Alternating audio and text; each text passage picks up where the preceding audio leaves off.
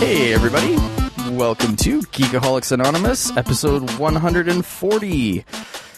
This is a special cast tonight with me, Dane Cody, your host, and I have a special guest here, Jude. Mr. Jude Brown. There you go. Our friend Rick is off in Hawaii at a luau doing whatever it is that you do in Hawaii at luau's. Actually, I have no idea if he's in a luau or not. But he is in Hawaii, and we weren't going to record, but Jude was like, yo, unacceptable. So here we are.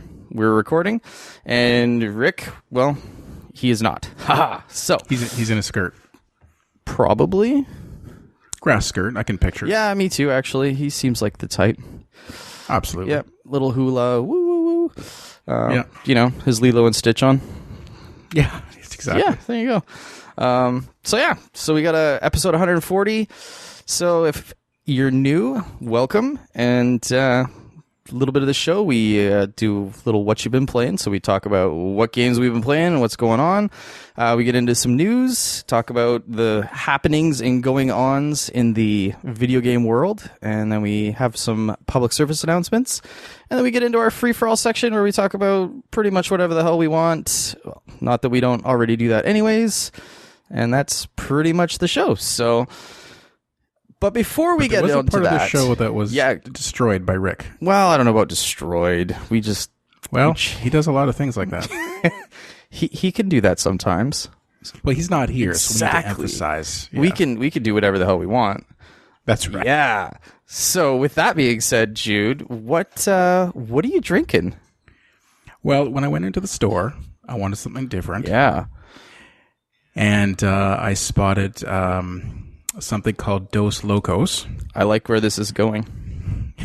Which is a canned lime tequila margarita mix. Okay. What I did not realize is it's carbonated. Ooh. So I'm having a margarita pop is what I'm having, which I'm guessing is probably, from a marketing perspective, I'm sure they're going after 15-year-olds. Probably. Is it pretty sweet? I love it. I'm not going to lie. It's great. Awesome. It sounds like a Rick drink. He likes those sweet kind of girly drinks. It's a 100% Rick drink. Awesome. I've actually got a bourbon and Coke today, so mixing it up a little bit. A little bit of the Maker's Mark 46, and just I like what you did there. Yeah, you're having Coke and bourbon, then you said you're mixing it up a little bit. That was nice, smooth. Yeah, thank you. Like your bourbon, yeah. It is pretty smooth, actually. So yeah. With that being said, Jude, what have you been playing, man? Well, the Division Global event, the number 4, the 4th Division Global event just started. Okay. I think we're 3 days in. Yeah. And this is right on the heels of 1.8. Right. I've been hearing a ton about this game. Like, don't get me wrong. Rick and I played the Division when it came out. When it sucked. And we both really enjoyed it. Like, I really liked it. I liked it a lot. Obviously since then, things have changed, patches, et cetera, et cetera. We were playing it on PC. What platform are you playing it on? I'm on Xbox. Okay, Xbox One, cool. Just a one, yeah. I should clarify now with all the 74. I know you got the One X and the 360 and the original one. Yeah. Anyways, I know what was Microsoft thinking. So we played it back then. About 6 months after launch, I tried to jump back in, and it was really hard because they'd added so much stuff at that point that it was hard to dive back in, and at that point, like, I think it would have been a lot easier if I had either done one of two things. Either had started a new character over and went through it all and sort of seen all of the changes that were made and how they had like modified the weapons and how they'd added all the various things that they'd done, or if I would have played through all of the different iterations while it was happening. But to just like kind of jump back in cold turkey, I'm not gonna lie, I ran around for like an hour and I was just like, fuck, like I don't know what the heck's going on here. Like, this is brutal. And then I kind of uninstalled it. 6 currencies. Yeah. 6 currencies. Come on, guys. That's exactly what I'm talking about. And I remember going in and being like, what are all these new things and what does that do? And there wasn't really a good way to get all of that knowledge. So I just kind of fell off and I never really touched it again. But I've been hearing... That's until your good friend gets you a copy and sends it to your house. See, the problem with playing it on the Xbox One, and I know you're not going to want to hear this, but you're playing it with a controller. I love that game with a mouse and keyboard. No. I love that game with a mouse and keyboard. It is. That is. I mean, it's a pure shooter. Mouse and keyboard rocks. Yeah, that's the only thing. Like I don't know. Like because I played the beta originally, and I know different game now, but I played the beta on actually both Xbox One and PS4, and it's just after playing it on a controller and then playing it on mouse and keyboard, I can't go back. It's so hard. I would say, and there's no argument against what you just said. You're totally right. The main reason, and probably why I'm on Xbox, is it's just the cooperative thing. Like I play that game because I only ever play when some of my best friends are on. Right. And part of it is like getting through the global event, getting our points, getting our global event caches, getting those special gear items are going. But we're basically all treasure hunting together the whole time. We're, hey, how's your family doing? What's going on with work? Did you get that promotion? What's going on? Right. And it's sort of like your MMO in a way. It's kind of like totally your World of Warcraft. You kind of go in, shoot shit with your buddies, shoot some actual shit in the game, like you know what I mean? Yeah. And that makes perfect sense. Like I could definitely see that. It's actually funny though, because there's been so many people talking about this game recently. 1.8 is ridiculous. Yeah, they've added a horde mode, which is so good. And I've been hearing like tons of stuff. I actually reinstalled it over like 2 days ago. I haven't played it yet, nice. but I reinstalled it. I downloaded it. It's there. It's like waiting to give it a shot. I've been seeing Stone Chin over from Ubisoft. He's one of the head guys over there. He's been on Twitter, like showing off all his like videos and photos and stuff in the new division. I was like, man, I should give that a shot. Like, so like I said, I have downloaded it. It's a matter of getting some time it's a here. Serious hook game. Once it gets its hooks into you, it is like my phone has been blowing up since it was 7 o'clock. Like, are we on tonight? What are we going to do? And which missions are we going to do? Check out this video. This is the fastest way to farm this to get this stuff. Oh, hey, I just picked up a holster. It's part of this thing. Blah, blah, blah. It's ridiculous. So walk me through. What is this new global event? Like, what's happening? Like, I know it's called Ambush. So this global event's a little bit interesting. The last one was basically their take on... It wasn't zombies, but basically the virus had gotten so bad people were exploding. When they exploded, there was damage. Okay. But it looked different animations, different characters. Yeah. The new one is completely different. So it's called Ambush, and I don't have the screen in front of me, but long story short, you get penalties and buffs for working as a team. Okay. And working as a team in cover. So if you're too close, your buff goes down, and there's a special bar above your health that shows you. And when your buff is right up to the top, you're just melting people. It doesn't matter what weapon you have. The opponents are just going down super fast. And when you're playing some of the legendary missions, if you don't have full buff, you're not going to pass. So you really have to follow the rules. Oh, interesting. Okay. Yeah, and then you also get as soon as you're out of cover moving around, you're penalized. And then if you are, there's three different, there's ambush, I think strategic ambush, and some other version. There's 3 types. The most complicated one is you have to be in cover. You can't be too close. And if you're moving around, it actually takes your health down. Oh, interesting. So you have to go cover to cover, and you have to be a certain distance away from your teammates, or you get penalized. And it's actually just forcing you to play the game it's supposed to be, the way it's supposed to be played. Right. Okay. That's cool. So to speak.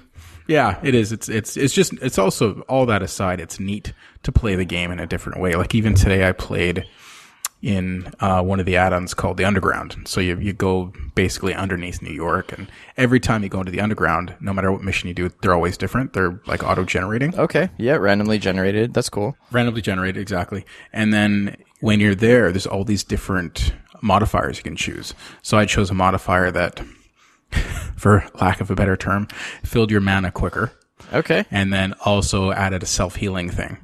But that meant that your whatever healing powers you had on you, like the box that you throw, it didn't work that well. Oh, okay. And so it gives you a penalty on that.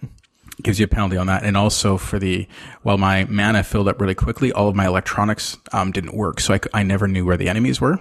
Oh, okay. So instead of relying on my little HUD, I had to actually keep looking around the room. Right. And really listening to my headphones to make, like, if I heard a shot, I had to start looking. Right. If somebody with a shotgun walks up behind you, it can be bad news really quick, right? Oh, yeah, definitely.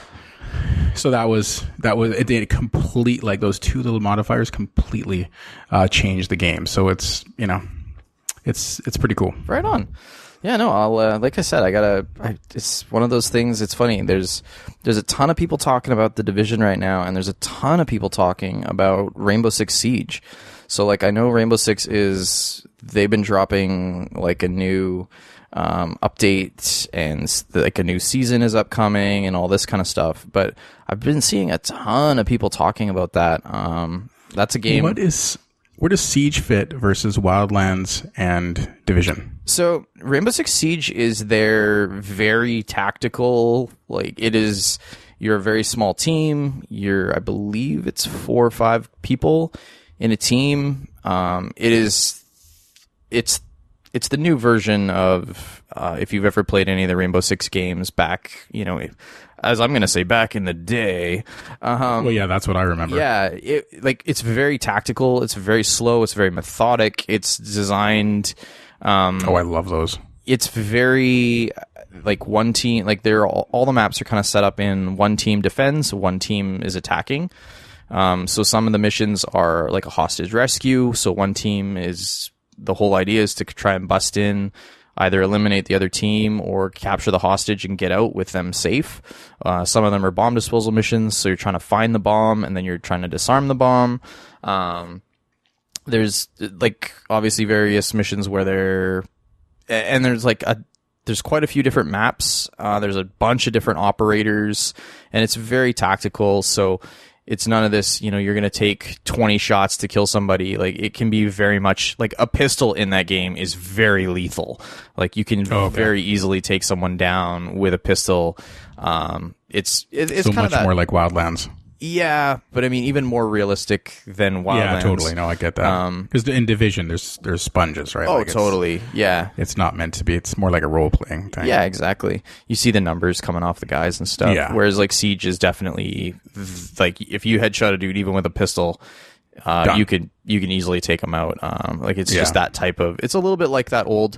The reason I initially got excited about it is because back in the early 2000s, I played a ton of Rainbow Six 3 Raven Shield, like a lot. Like, I've probably got 12 or 1,400 hours played of that game, and I was really looking forward to more or less them making a new version of that, which unfortunately, in some ways, Siege wasn't, but in other ways, it is.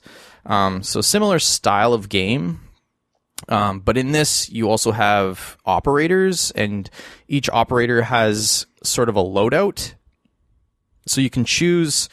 So some of them are more heavy. Some of them are very electronics based. Some of them have like drones that can fly around. Some of them have. Every time you talk, I'm like, oh, Division. Oh, Wildlands. Oh, Division. Oh, Wildlands. But it's first person only. And it's, like I said, it's that very. It's like, envision more or less like a very small, like a SWAT team or like a special forces team doing like a mission. Like, they're like dropping on the roof and like coming in. You can belay down the walls, like burst in through the windows. All that kind of stuff is like the types of stuff you're doing in that game. Nice. And it's really cool. And like I said, I played it initially, but there's been a ton of people like talking about it. And that's another one that I've actually recently reinstalled. I haven't even had a chance to play it yet. I think I've got all of the season 1 content, because I think I picked up the first season pass. So I'm kind of curious to see how that game's changed. I've been hearing that it's a lot of different changes. So that'll be interesting. It was interesting because these are two games that both came out like The Division's been out, what is it, like at least a year now, 2016. Right? Yeah. Was it that? Okay, yeah. So almost. I know. I was bitching that it wasn't in your guys' top game of the year, and then Rick's like, dude, the game came out like well over a year ago. Yeah, no. Wow, that's crazy. I know. So that game's almost 2 years old at this point, and I actually think the Rainbow Six Siege might have come out in 2015. or very, very early 2016. Like those are both games. You guys have talked about this though. Like these are the new form of games where they get you and they expect that you will always play them. Like you can't even really classify them as when they came out. No. I mean, and that's actually becoming a bit of a challenge from our perspective, you know, because like obviously we want to play the games that we love to play, but you can't always kind of keep coming back. I mean, you can if that's a game that you love. I mean, anybody who listens to the show knows that I end up coming back and playing Smite over and over and over again. Yeah. But that's a whole. But I mean, in a way, that's a bit of a different. I feel like in a way it's a different thing just because it's more of a competitive sort of a MOBA. Although in all honesty, like Rainbow Six Siege is a competitive first-person shooter. So, I mean, really, is it that different? I mean, people are still playing Counter-Strike. And, I mean, that game's been out for, you know, dozens of years at this point. So, yeah, I mean, games as a service is definitely... It's a bit challenging because, like you said, like, people are saying, like, oh, man, how can you not have... Like, The Division was incredible this year. And it's like, man, I played that 2 years ago. I played it for 3 months, and then I stopped because... You know, I kind of ran out of content. I did everything. And, you know, now they've released a whole bunch more content and I just haven't come back to it because, you know, especially last year was a huge year in games, right? So. Oh, gigantic. Yeah. Yeah. So it makes it a bit challenging, but it's a cool time to be a gamer. So. Absolutely. Yeah. Is there anything else on your horizon you've been playing there, Jude? No, not really. I mean, that's minor things, but no, not really. That's the big thing you've been hooked on recently?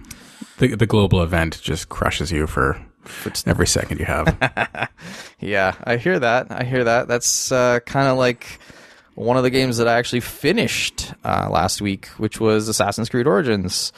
I finally look forward to picking that up. Oh, dude, do it. Based on what you guys have been talking about last podcast, it sounds because the only reason I picked up Wildlands and convinced 2 other people to buy it was because of what you guys said, and that's one of the best co-op games the 3 of us have ever played. Shout out to Max and shout out to Vish. Sweet, yeah, no, that game's hilarious because, like you said, it is an incredible co-op game. Like I played a bunch of that game solo, and it's fine. Like it's still fun, and I still have a good time with it. But man, as soon as you add other players and other people, especially if they're friends, like that game just transforms into this giant, hilarious sandbox. Getting into a Jeep and driving down a mountain and just going for it and flipping over and landing back on your wheels and crashing through trees. It's just, I could do that over and over. Oh, or grabbing a helicopter and like sending your buddies out of it while you're, you know, crashing it into a building somewhere. Oh yeah, absolutely. Oh yeah, no, yeah. That was our favorite thing. We'd find a base where you had to like go extract someone, and we would smash the helicopter into the base and just try to grab them and get out. Yeah. Oh, absolutely. Yeah. No, and it would work sometimes. 1 out of 10. Yeah. You know, 60% of the time it worked every time. It was awesome. Yeah, so I actually had a chance to finish Assassin's Creed Origins. Like, I say finish loosely because I'm talking about the main story. Yeah, you can't do everything. That game is so big. I think my game clock was almost 60 hours. And towards the end, I was like, okay, look, there's way too much side shit. I have to kind of just go for the end here. Focus. And try and get this thing done, because otherwise it's going to be another 20 or 30 hours before I even finish the main story. Man, that game is bittersweet on the end. I won't ruin it for anybody, but God, that game is real good. I kind of sat there with the controller in my hand when it ended, and I was just like, what? Oh, really? Oh, man. Yeah, it's got a real bittersweet end to it. Like, on one hand, you're like, oh, wow, that's incredible. And on the other hand, you're just like, well, that sucks. Like, it's good. It's really good. I was kind of worried. I wasn't sure how they were going to end it, just because I had really, really started to like Bayek and his wife. They're so cool. They're such cool characters. You know, and I was towards the end, I wasn't really sure how they were going to end it. And I was just like, this could go really well. This could go really sideways. Like this, it had the potential to be so many different things. I think they did a really good job because they make you really care about those characters. And it's, like I said, it's a bittersweet end. That's for sure. I look forward to it. So that being said, just as I say, I completed it, they just released the brand new DLC for that this week. Of course. The hidden ones, which I haven't had a chance to dive into yet, but apparently that's got a whole nother like area. There's like a whole nother like side story. You're playing as Bayek again. And apparently it happens after the events in the regular game. I believe it picks up 4 years later with Bayek and all the stuff that's kind of going on. So I'm looking forward to diving into that. I'm trying not to dive into that too much because there's other things that I'm actually trying to get into. So I had... Okay, Dane, tell the truth. Have you finished The Witcher yet? Tell the truth. No. See? Come on. No, I haven't. It's still installed on my computer, though. I will say that's good. Good. That game is so good. So good. That's a game that it's a hard game because it's so long and it's so good. But it's exactly what you said. You just got to ignore everything and just plow ahead. Totally. And so like what I've been like, and so the other part of the challenge as well is with my PS4. I have, or my Xbox One for that matter, in the morning, generally before my wife gets up, on the weekends is kind of when I have an opportunity to play my console games. So what I try to do is in the morning before she gets up, I'll try to play whatever it is that I'm sort of working on my console. And then after that, once she's awake or, whatever, that's when I generally jump over to my PC. So that's why I was trying to get a bunch of Assassin's Creed stuff done and get that thing dealt with because I also had Nier Automata. Yes. Which I finally installed. I had it sitting... I watched the Honest trailer for that today. I had that sitting on my desk in the wrapper. And it was just sitting there, like mocking me. Every time I sat down at my computer, it was like sitting there like, hey... how come you haven't played me yet? And I was like, no, I'm not going to I'm not even going to unwrap you until I'm finished Assassin's Creed Origins. Yeah. So last weekend I did finish Assassin's Creed and I installed that and I've started playing that and I'm not sure. It's sure a wild looking game. It's interesting. Especially if you like female cyborgs. Yeah, I feel like in some ways that game actually gets a little bit of a bad rap because it does. Like, I'm not gonna lie, it does come across as a little pervy. My wife even kind of came out and was like, "I can see her underwear. She's running around with, and that's a very small pair of underwear." And I was like, "Yes, it is." It's kind of their thing, and it's like they do it. I'm not going to say that it's not awkward sometimes, I guess, but at the same time, it's not in one of those things where they're like flipping the camera and showing up her skirt all the time. Like It's a weird, like it is definitely fan service, but it's definitely not, it could be so much worse, I guess, is what I'm trying to say. I'm not saying that it's a hard good though. Like, I know, it's a hard thing to defend. It is. I think it's funny. It's so over the top. Like they're not trying to hide it. Well, and it's not like the early Tomb Raider games, right? Like this is just hilarious. Yeah, and I feel like part of it as well is the fact that she is an android, and like I've heard, I haven't gotten there yet, but I've heard from some people they're like it kind of ties in partly to the story. And I really look. It's one of those issues that I kind of struggle with, to be totally honest with you. Like, on one hand, I hear the people that say like, well, it does have a story reason for being there, and then I see the other people that say like, regardless, it's stupid and it doesn't necessarily need to be there. And I kind of fall exactly on both sides of that coin, where like on one hand, I think it is dumb and it doesn't necessarily need to be there. But on the other hand, I do kind of find it amusing to play. Well, no, and it doesn't.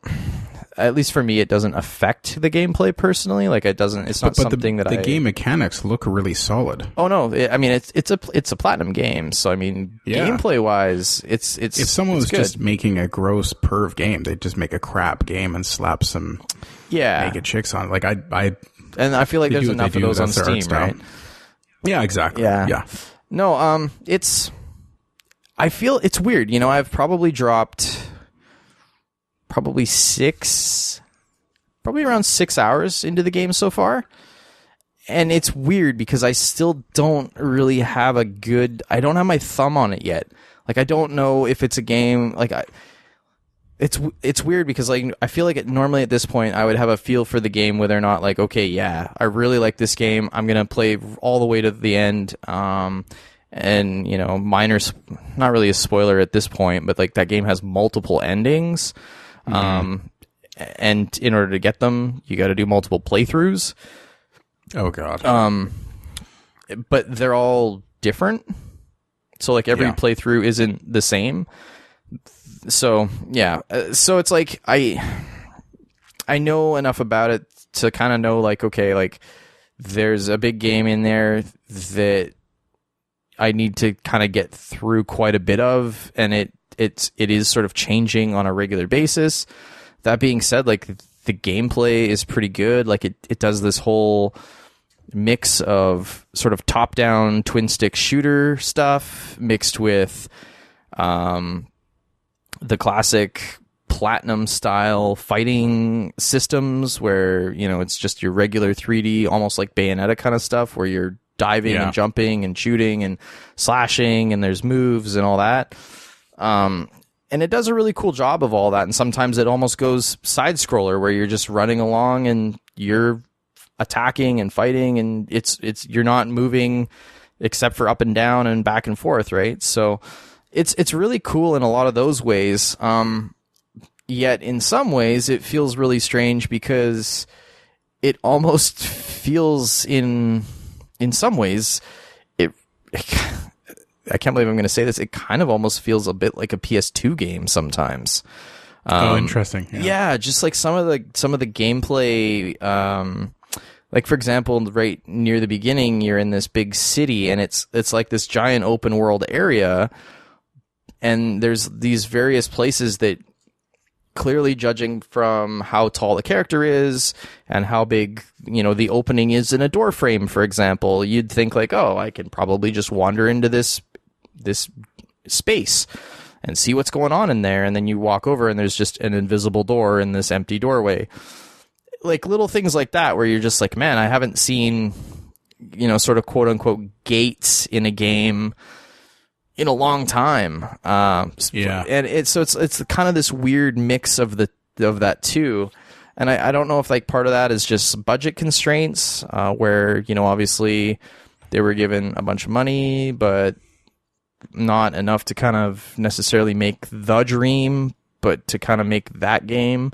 So it's weird. It's like I said, like, I'm playing it, I'm enjoying my time with it so far, but I don't have a finger on whether or not, like, this is one that I love. And it sounds like this is a game that some people absolutely love it, and, like, they finish it and they go, wow, that was incredible, I want to play it again, it was amazing. And other people, you know, they play 20 hours and they go, yeah, I don't know, this isn't grabbing me, and this isn't really a thing for me. So we'll see. I know they're not the same game, but I remember I had just moved to Calgary. Yep. I don't know if it was PS3 or whatever, but God of War, the first ever God of War, had just come out. I bought it. Okay, yeah. Sat down, and I had a week until my wife moved out. Right. And we had no kids at this point. And I did not move from the couch for, I don't know, 72 hours, except for bathroom breaks. Yeah. And pizza. And that was it. But that game had the hooks in I'm going to say 30 minutes. Oh, for sure. I loved it immediately. Yep. And it's so important. I mean, 6 hours seems like plenty, but who knows? So important for these games that expect you to have 20, 30, 40, 60, 80, 120 hours into them to get the hooks in quick, you know? Yeah, it's actually interesting, though, because Assassin's Creed Origins, to be totally honest with you, the only reason I'm buying it is because of what you guys have said. I've tried the game, zero interest. Yeah. But I'm believing that I'm wrong. Yeah. I always am. Well, like I said, that was a game for me, like, initially when I first started playing it.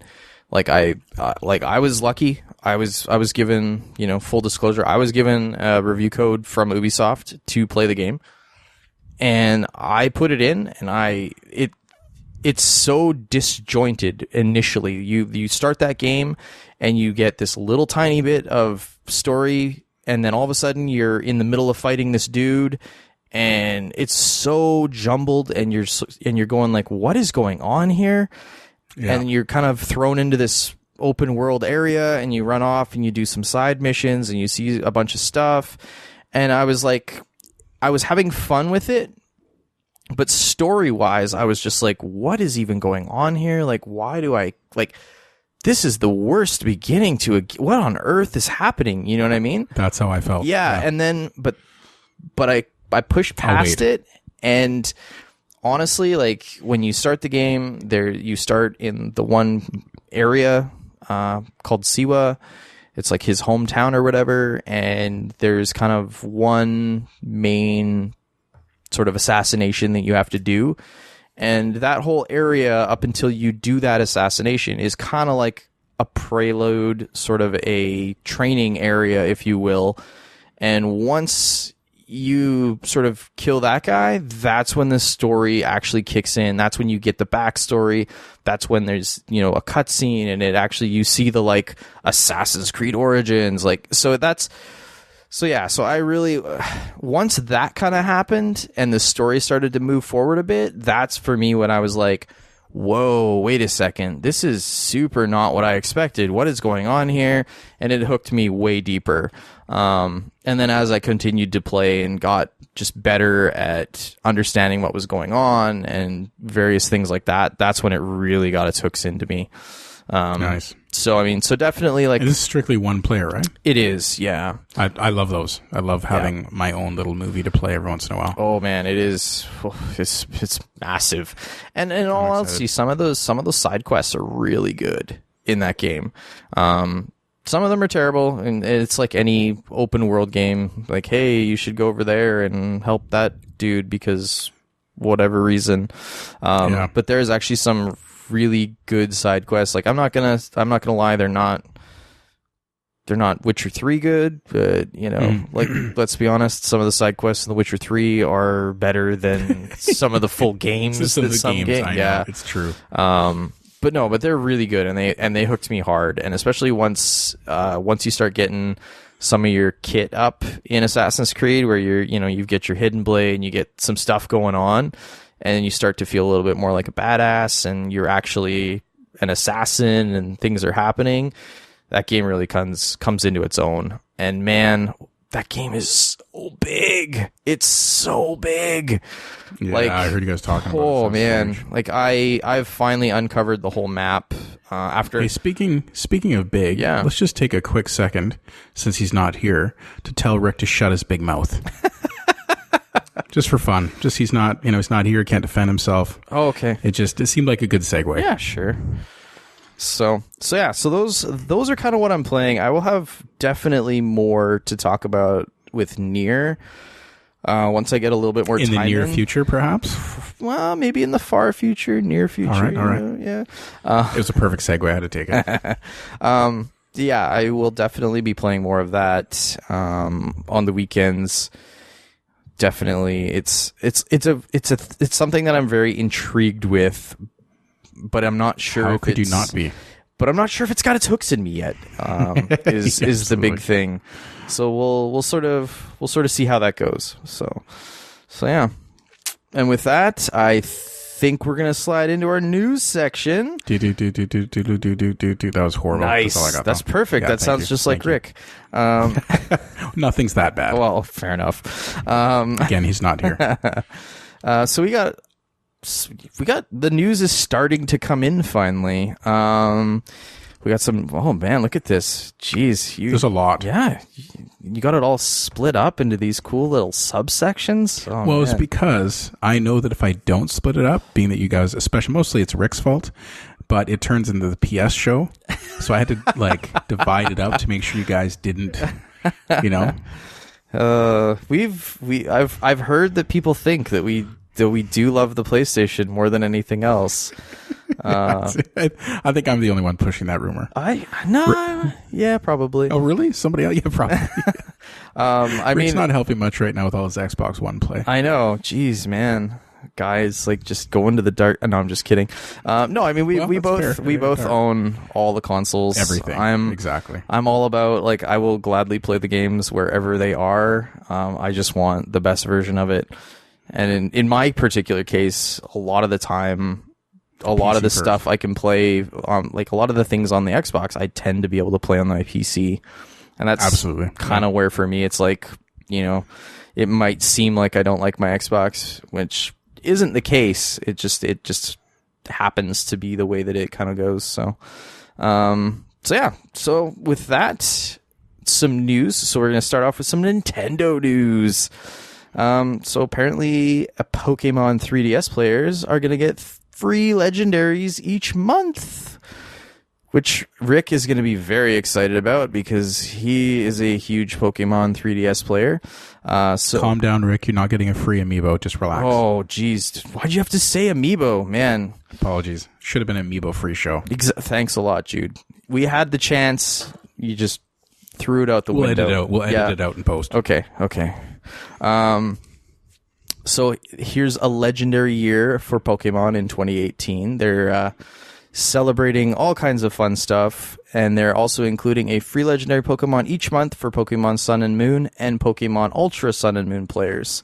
So they're running this from February until November, and if you're a Pokemon player on 3DS, you can get a different legendary Pokemon each month. Nice. Yeah. I'm not going to list all of them. If you're super interested, they're going to be... Go read the story. Exactly. And mainly because I can't even pronounce half these names because I stopped playing Pokemon in the second season. But Rick is going to be very excited about all of this because he is still a giant Pokemon nerd. So yeah, we really put this in here for him. Absolutely. Yeah. Hackers say they're close to cracking the Switch. That I'm kind of not surprised about, seeing as it runs more or less a Tegra system underneath, which is, you know, been out for a few years already. Yeah, I know. But apparently they're claiming that they've managed to run a custom program that is an exploit that can't be patched. I have a bit of a hard time believing that because the hackers hack and then the other guys patch and then the thing that I always find too is when they do stuff like this, then Nintendo releases an updated version of the console with different chips and different chipsets, and you know they modify it slightly to keep the hackers out, and the whole thing starts all over again. But they're claiming that there is a thing and that they were able to get in. If you want all of the crazy details, you can find it on the internet. I'm definitely not going to give them to you, but they're out there. No, yeah. It gets kind of nerdy. Some of it's pretty cool. Apparently, they're only able to hack. They're saying that this is for the firmware above 3.0. And the people that were releasing this information are saying that they weren't planning on releasing it to the general public. So we'll see where it goes from there. But we'll see if they use their powers for good or evil. Probably evil because the internet is a horrible place. But yeah. Surprisingly enough, surprise, no surprise. I don't think this is a surprise at all. No, me neither, not in the least. Anybody who's I purposely have never game, touched that game. Oh, it is a not dangerous game. Very little secret. My wife probably doesn't want me saying this, but she played over. She had well over 300 hours logged in Stardew Valley on the PS4. That game's real good. So yeah, the Nintendo Switch's most downloaded game in 2017, so its first year on the market, was Stardew Valley. Yeah, that's so crazy. That pushed Minecraft into second place. That's pretty cool. And the game is a 2-year-old game. Yeah, on PC, Xbox One, PS4. I mean, I own it on PS4 and PC, so I can definitely see. I was tempted. I was tempted to pick it up on there as well. No specific numbers were given, but ultimately they just said that it was the number one most downloaded game in 2017. Wow. I'm sure that like being a cheaper game probably didn't help, like, or didn't hurt. Sorry, absolutely. Because I know it was, what is it, like $29 I think on the Switch. Might be a little bit more because of the Switch tax, but I was gonna say Switch tax, yeah. Yeah, but either way, like those guys deserve all of that praise. That game is awesome and like so good, but also so addicting. That's a game that is a lot like Civ for me, where I put it in, I start playing it, and the next thing I know, an entire day has gone by, and I go like, holy shit, I haven't even eaten today. Yeah, exactly. So it's a great weight loss plan. Yeah. Not healthy, but good. No. Yeah. This is a little bit of link bait. We actually have this story linked twice. I see that. Yeah, if you, I'm sure you have. You actually read the story, they give you the actual real. Oh. And everything's super impressive. But the devs actually said it sells as good or better, not that they all sell better on the Switch. Yeah, they're saying games. So the story here essentially is that devs are saying games sell as well or better on the Switch than on other platforms. And I think the big news is that 33% of developers are thinking about developing on the Switch, and 15% are developing on the Switch right now. That's pretty huge for a system that, I mean, if we were to probably look at these numbers just before the Switch came out, and probably even after the Switch came out, I know there was a lot of developers that were just saying, like, yeah, the Switch, it's there, it's a thing, but we're not really sure if we're going to release for it. And now here we are just about a year later, and it seems like everybody is falling over themselves to start developing games for the Switch. I mean, it's in us. And I go ahead. Oh, go ahead. I was just gonna say, so like the Switch is awesome. It's great hardware, et cetera, et cetera. There's some few Nintendoisms as you would expect, but that's why we all love Nintendo. I don't have one. I've heard about it. I've seen them. I drool over the form factor and that this thing could sit beside my bed and I could just lean over, grab it, play it, put it down, put it in my bag.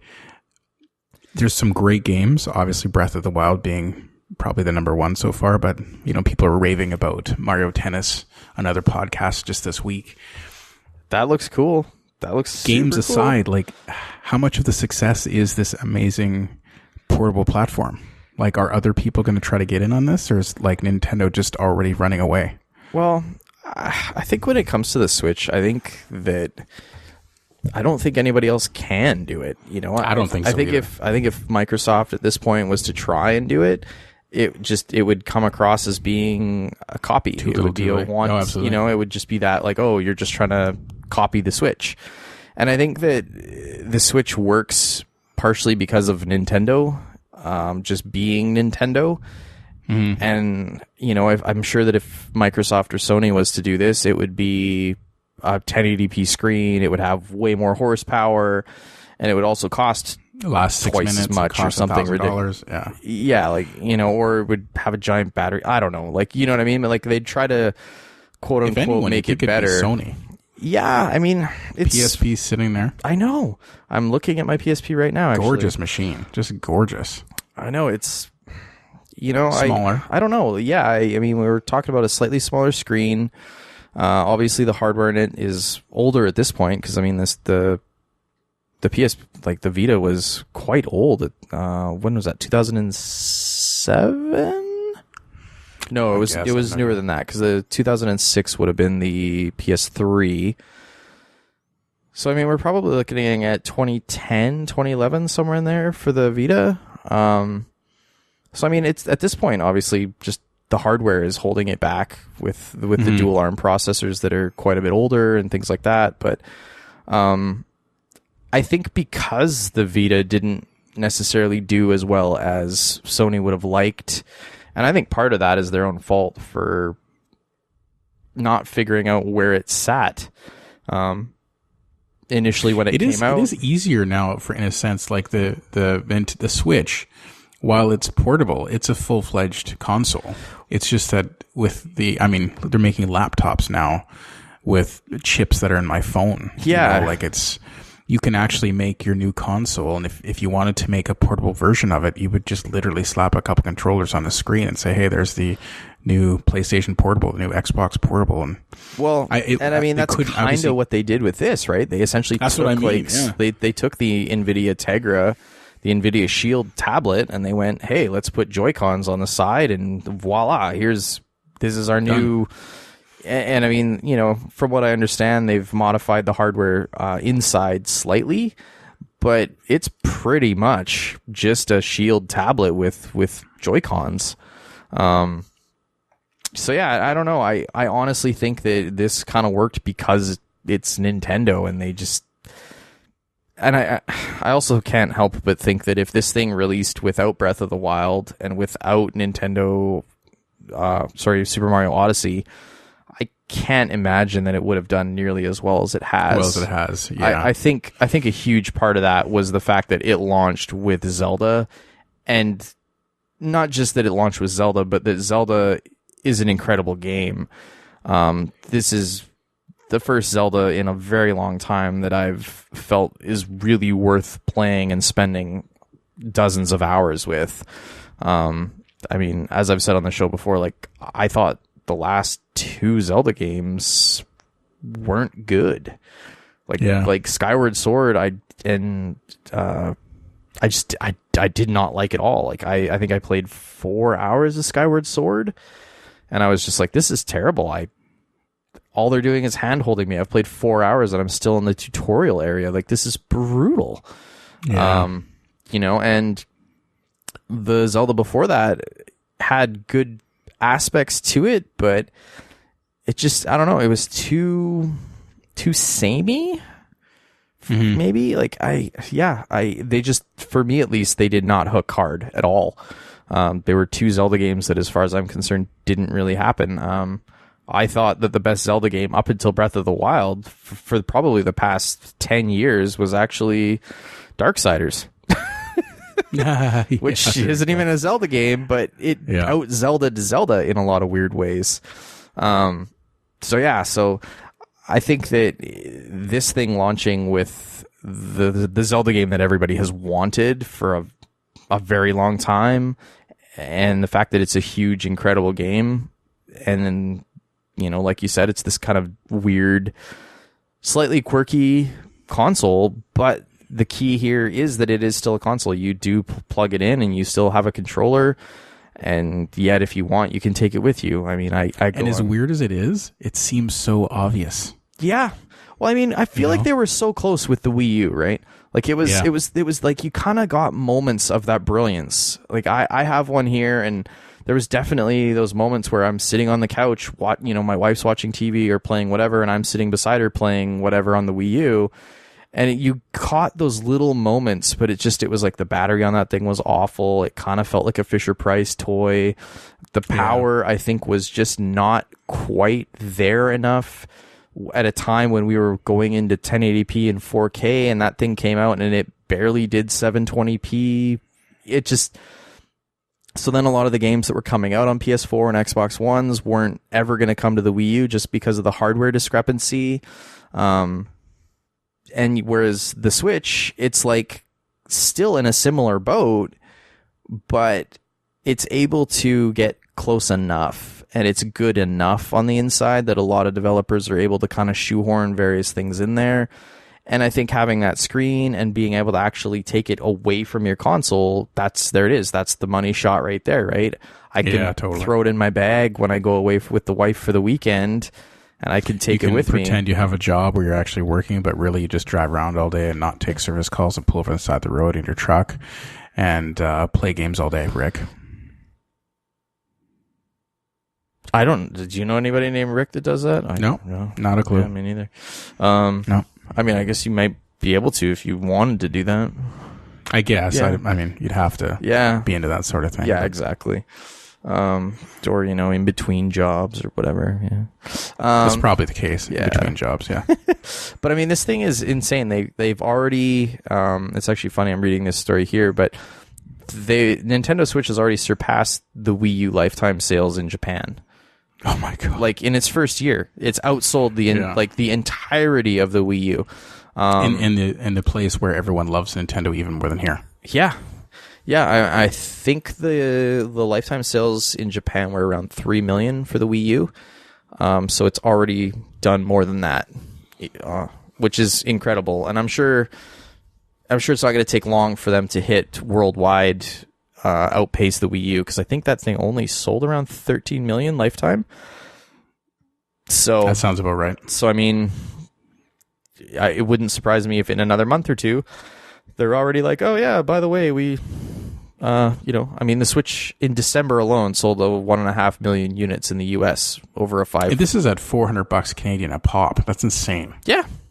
For what it is, that's crazy. When this thing hits $299, it's just gonna fly. That's the thing that I'm wondering about. That's a huge question I have with this. Like, obviously, right now, Nintendo has no reason whatsoever to drop the price on it, and they're clearly not going to. But I mean, Nintendo, they're a little bit funny when it comes to their price drops. Like, I don't know if everybody remembers, but they didn't drop the price on the Wii U for years. And even towards the end, everybody was like, man, why aren't they dropping the price? Like, they could use a price drop here. It would really help get these moving. And they never did. No. So, I mean, it kind of makes me wonder, like, what's their incentive? To your point, there's no other, like, they don't have a competitor, really. Not really, no. So you might as well just leave it. I bet you're right. I bet it just sits there for years. It would, until they. I mean, have at least for a few years, or you know. I mean, and they do the same thing with their games. Like, that is one thing that frustrates me to no end with Nintendo games. Is like they'll release these great games, and yet a year, 2 years later, they're still $79 here in Canada, at least. Versus other games have come out and they've dropped in price, and you can pick them up for $30 or. Whereas Nintendo games, they don't do that. Like, they're so brutal about that. So we'll see. I'm really curious because I think there's some really interesting, really great games that have come out for the Switch.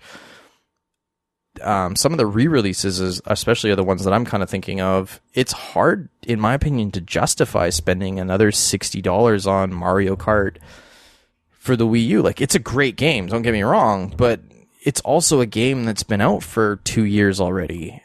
And mind you, a ton of people didn't play it on the Wii U, but it's still a 2-year-old game that people are buying for $80. Like, that to me is a little bit like crazy. So I just kind of hope like some of these other games that they're planning on re-releasing, they don't get a little too greedy with some of that stuff. But I mean, if these things are flying off the shelves and that's what people are buying, then hey, I guess more power to them. Who are we to argue? Yeah, exactly. So we got all kinds of fun stuff. So we're going to dive into some cross-platform news here. Oh, boy. Another week, another bad Bungie messing up Destiny 2 story. So what did they do? What did they do this time? Oh, man. So apparently they changed faction rallies. This in Destiny 2, they used to work, or factions used to work a little differently in Destiny 1. In Destiny 1, you would essentially choose a faction and then you would wear their banner, and while you were wearing their banner, you would get like experience, or you would do things which you would then, after doing enough things, you would essentially create enough experience to be able to go back to that person, and you would get like prestige with them or whatever, and then you would be able to use that prestige to purchase items and stuff from the vendors. So that was kind of the way that you would do it in Destiny 1. In Destiny 2, what they've done is now they're doing what they call faction rally events, where they open it up so that you can go choose a faction. So there's the 3 in the game. You can go run around, you talk to all the people, you choose a faction, and then you do faction events in the game. So you run around, you do these various events in the game, and you gain faction rally points.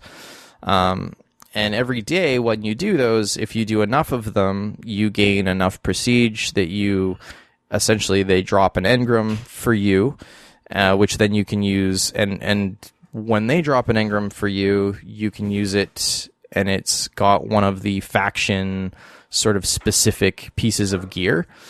And at the end, whatever faction has the most points in it at the end of the rally, so which one out of the three factions essentially won for all intents and purposes, they will have an item that will go on sale that all of the other people from all of the factions can actually purchase. So it's kind of like, hey, we won. You can spend a copious amount of money to buy this very, if you chose poorly, you can kind of come along and be able to purchase it for a lot of money. So apparently this, in the new faction rally that they just released in January, people are saying that now they're finding that there's a hidden cooldown, and so people are running around trying to do these things to get rally points, and they're finding that, wait a minute, I've been doing similar things and all of these things for a time, and now all of a sudden, like, there's this strange cooldown, which of course they kind of did a similar thing to Experience later on last year. They did a similar thing where people began to realize that they were doing things and the number was saying that their experience was going up, but they weren't actually getting the same amount that they were, 10 minutes before, because they had actually put like a cap on how much. And it sounds like Bungie was doing a very similar thing to the rally events. And so now, of course, here they are again, apologizing for something that if they would have kind of came out and said like, hey, look, we're not going to just let you spam one thing over and over and over again, and when you do it once, you're going to get a certain amount of reward for it, and when you do it again, it's going to be, you're not going to get as much every single time, and that's kind of, which to me kind of makes sense. It does. You just have to communicate. Exactly, and I think ultimately a huge part of all of this stuff when it comes to Bungie is the fact that they aren't communicating with their fan base at all. Like, they need to do, they need to do a way better job of getting out in front of this stuff and being like, hey, this is what we're doing. This is what's going on. Because right now it just seems like they're trying to pull a fast one on people. And if anybody's realized that the internet doesn't like that very much. Yeah, they get pernickety. Oh, do they ever? Wee bit. Yeah. Wee bit. So yeah. So moving on, apparently Twitch is inking deals to broadcast exclusive content from top Disney YouTubers, which is... I don't even understand. This is kind of a strange one for me, to be honest with you. So you've got predominantly this story names 4, none of which I personally know. Apparently one of them is called Markiplier and Jacksepticeye. Again, not people that I'm fully aware of, but apparently across the 4 YouTubers, they have a total of over 44 million subscribers, which oh my god is a lot. Apparently they're all Markiplier, Jacksepticeye. Oh, I just got that. That's funny. That's like a play on Transformers. Strawberry 17 and Luzu Games. Apparently, they are going to live stream and create exclusive video-on-demand content for Twitch as part of a multi-year partnership. It doesn't look like any of them are departing YouTube either. It looks like this is sort of in conjunction with. So, now is this that same story? Like, these are the good guys? Like, these are the good people that, are PC and everybody likes? I guess. I don't know. I ultimately with some of this stuff, like, I'm clearly not I'm clearly not the audience for this. But obviously I would think that if they're attached to Disney, Disney's they're pretty cautious about what they allow on their, to be attached to their name. So this is like, I'm not even clear. Like, these aren't just people who are YouTubing about Disney. No, they're actually sanctioned by Disney. It looks like they're actually because the deal was made with Disney. So Twitch has signed a deal with Disney to secure the rights to these people. So it actually sounds like these people are all part of the Disney digital network. which Disney formerly, you probably would have known as Maker Studios. Right. Because Disney bought Maker Studios, was it 2 years ago? And has since rolled it into, like we said, Disney Digital Network. So Disney owns the rights to all of that stuff, which it sounds like they had been broadcasting on YouTube. So now it sounds like they have made a deal with Twitch to create what they're calling premium content, like premieres, which enables them to schedule first viewing events around an uploaded video, complete with countdown intros. It's kind of like they're creating I don't really know how this is that much different than a regular like Twitch stream, but it sounds like they're able to do. It doesn't necessarily have to be live. They're 12-year-olds are excited. Yeah, there you go. Exactly. Done. Not really my target audience. No. The internet and streaming is such a weird place, and it's going in such weird places at this day. Like, I honestly have a hard time keeping up with all of it. This should be a free-for-all comment, but like if you're on your Xbox, I'm sure it's the same on your PS4. You go over to the community channel, and there's all these people, and they will show you streams of games that you play, and I just cannot understand the appeal of watching someone play that game, whatever game it is, seeing their face plastered on the screen, watching them. It'd be so fake to every single person who makes a comment, follows. I mean, it's the most unappealing. I love you. I know I'm going off the tracks here, but you were talking last week about how your wife was watching whatever it was, some esports, Overwatch. The Overwatch League, yeah. And she didn't really know what was going on. And anybody who's a fan of the show knows that your wife's a gamer. She knows games. She's a gamer. She knows more than most people would. It's just very confusing to try to watch Overwatch or any FPS. Overwatch is particularly crazy, and understand what's going on. If I was watching someone on a channel or a stream, and they were maybe announcing a StarCraft game or a Smite game or something like that, where you can sort of make sense and you can sort of pull back from the game board, the gaming area, and see the whole thing, like that would be fun. I think to your point of your comments last week, when someone figures out that perfect esports game that is mainstream to the average user, like if your wife can't figure it out, nobody's going to figure it out. Well, and that's the thing, right? Like that's kind of the aspect of that I wonder. Like, obviously there's a huge market there, because when I was watching the inaugural matches there was over 300,000 people watching on Twitch. So clearly there's a market there. Yeah, absolutely. And I haven't really followed up on it, so I don't know what kind of numbers they've sustained since then. But I mean, I do know that there's obviously, I know League of Legends. I know a few years ago when we were at PAX, we were talking to one of the guys that was in the know, and he was telling us that the League of Legends World Championship the previous year to when we were talking to him had over 25 million people tune in across various platforms, whether it was Twitch or whether it was in the app itself, whether it was, however they were tuning in, but they had over 25 million people watching it. Wow. That's crazy. Like, we're talking, I don't even know if the World Series of Baseball gets that kind of views. So clearly there's a market here for esports. It's like, I feel like so many people have kind of come close and they're trying so hard, but I feel like personally, it feels like everybody is just missing a little bit.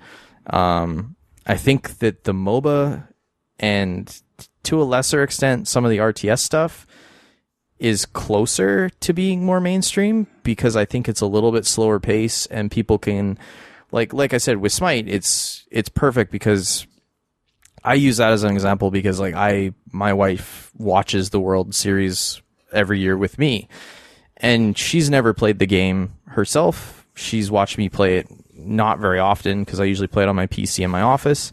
So it's not, so that's really the only way that she sees that game. And yet she we watch it together now, and it's been, 3 or 4 years of watching the finals together. But she at least can watch it and know when one team or the other is doing well. She can go like, oh wow, they just took that tower. That's good. That means it's one less tower for the other team. Like ultimately the end goal, and as you're playing it, you can kind of tell. It's it's a little bit like football, where like you're trying to get the ball from one end of the field to the other, and when you get really far, and when you do a play and you manage to get that ball a quarter of the way down the field in one play, that's good. That's a good thing, and it's very easy to relay that to people watching that was good, right? Whereas like when I'm watching Overwatch, it's so hard to try and relay some of those plays. Like even as somebody who plays Overwatch, it's hard for me to go like, wow, like there's so many of those little plays going on. So I'm kind of curious. I do want to kind of check in on it after a bit to sort of see maybe what they've done to try and change that. Maybe somebody somewhere is having the same thought you had, but is coming at this whole problem from a more your angle, where instead of thinking about a game, they're thinking about a product. Totally. What could work in both ends. And I mean, it was even when you were talking about the problem with esports teams. Yeah. This is the same problem happens in sports. That's why, or even this is exactly what happened to music labels, right? Music labels came along. They knew that artists couldn't make it on their own. So here, I'm going to pay you $50,000 a year, but I own you. Right. And your album might make $10 billion. You'll get 3% of that, but really you get $50,000 a year. Right. That's for 3 albums. After that, you're on your own. We'll cut a new deal. That's what they're going to have to start doing on the esports team. Like, hey, this is Montreal West. You got to try out to get in. You got to perform to a certain amount. We're always going to be looking for new players. This is how long your contract's going to be. Well, and that's exactly what the Overwatch League is trying to do, right? Like they have a pool of players. You've been essentially vetted to play Overwatch. Like these are the pool. There's a draft once a year where they pull in new players. Like you get drafted by a specific team. They have a roster of, I believe it's 12 players that they can have. So if you're maybe not having a great night, they can get subbed out in between matches, or even between like practices and full matches. So like they're trying to do a lot of that with Overwatch, which I think is really good. Part of the other challenge with the Overwatch thing, I think, is the fact that a lot, and not just Overwatch, sorry, but a lot of the esports things, is a lot of it has to do with whenever you have a sport, no matter what sport it is, superstars are huge. Like when you have a big name that brings all the people to watch, look at Tiger Woods in golf. Yeah, like, Michael Jordan, that's basketball. Totally. LeBron. Yeah. But I mean, like golf is a perfect example of this, because even now, even still, when Tiger Woods is in a tournament, even though he hasn't played well in years, when he's in a tournament versus when he's not, the rating spike when he is crazy. We're talking like almost double the people will watch a tournament if he's in it. Absolutely. And that's the type of thing that I feel like the part of the problem with esports is that there are big names in specific sports and things like that, but a lot of the time people aren't in those games and in those sports and in those teams long enough for them to build that legacy and to build that interest, so that people aren't falling in love with the players. Because like a lot of people in a lot of sports, they fall in love with players. Like, I mean, I was a kid, I loved basketball. Of course I fell in love with Michael Jordan. He's the greatest player of ever. Like, to this day, like as somebody who doesn't have a NBA team local to him, I still tend to watch the Bulls. I still watch even though they kind of like they're having a rough year or whatever, and they haven't been great. Number one female esports player in the world, Canadian. That's cool. Not even close. That's cool. Yeah, she's got the other player. It's almost 2-1 in terms of earnings. That's awesome. What does she play? Yeah. She is actually StarCraft. Oh, that doesn't surprise me. StarCraft 1 or 2? It actually just said StarCraft, so I don't know. Oh, okay. Fair enough. It's probably I wouldn't want 1. to assume, because I know the first one's still holding on. Yeah, yeah. Exactly. I was going to say, I think at this point it's almost, there's more money. There's a lot of purists out there. Yeah. So yeah, I don't know. It's super interesting. Like, it's a very burgeoning whole market and everything else, but I feel like certain people are trying to do things, but I keep feeling like everybody's just missing that little bit. Yeah, like you said, it'll be fun to watch what happens in the future. Yeah, and I'm even just curious to see if they're going to change how they broadcast Overwatch to be more of a top-down sort of viewing of what's happening in the ebbs and flows in the game, and maybe when big things happen to zoom back into that first-person mode to sort of show you why that was a big play.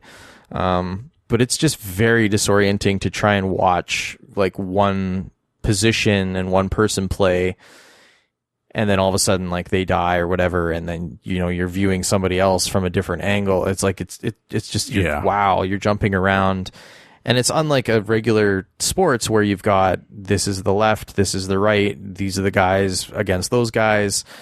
This is all just such a mash and jumble of people everywhere that it can be surprisingly difficult to kind of keep a track of. So we'll see. I like I said, I'll be very curious over time to see how that goes down. So yeah. A little bit of a tangent there, but Oh, it's all good. Rick's not here, so we can do what we want. Totally. PlayerUnknown's Battlegrounds test servers are getting a series of tweaks to adjust the game's infamous blue zone, which is the electrical field of death, which slowly constricts as you play the game to keep players from not being able to find each other. In case you've been living under a rock and you didn't know how the game worked. Yeah, more or less. 100 players. And I say that as someone who hasn't actually played it yet. I haven't. Embarrassingly. Either. I know, it's a secret. Shh, don't tell Rick. Oh my! If I have to hear about another one of his top 10 finishes or his stupid chicken dinner or whatever. He does like his chicken dinners. Oh my God. You're so great, Rick. You're the best. We know. Anyway, moving on. I feel like it's Blue Zone. I feel like it's a game players. that if I actually played, I would probably really like. Oh, I know I would too. I'm just like it's at the point now where I'm just kind of like, I don't know. I don't know why. So yeah, apparently they're going to increase the damage in the blue zone.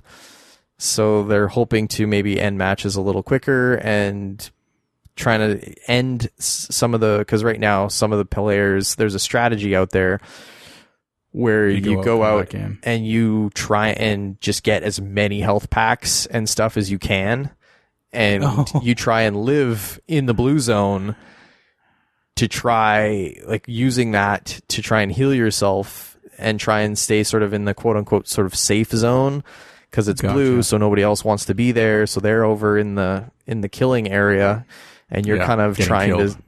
And you're in this blue zone trying to outlive everybody else. So that's probably how Rick's gotten his chicken dinners, just sitting in there.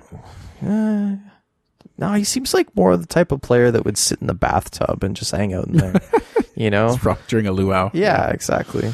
So that'll be interesting. They also dropped some information that apparently they've surpassed 4 million players, which is kind of... On Xbox. Yeah, on Xbox One. Only. Sorry.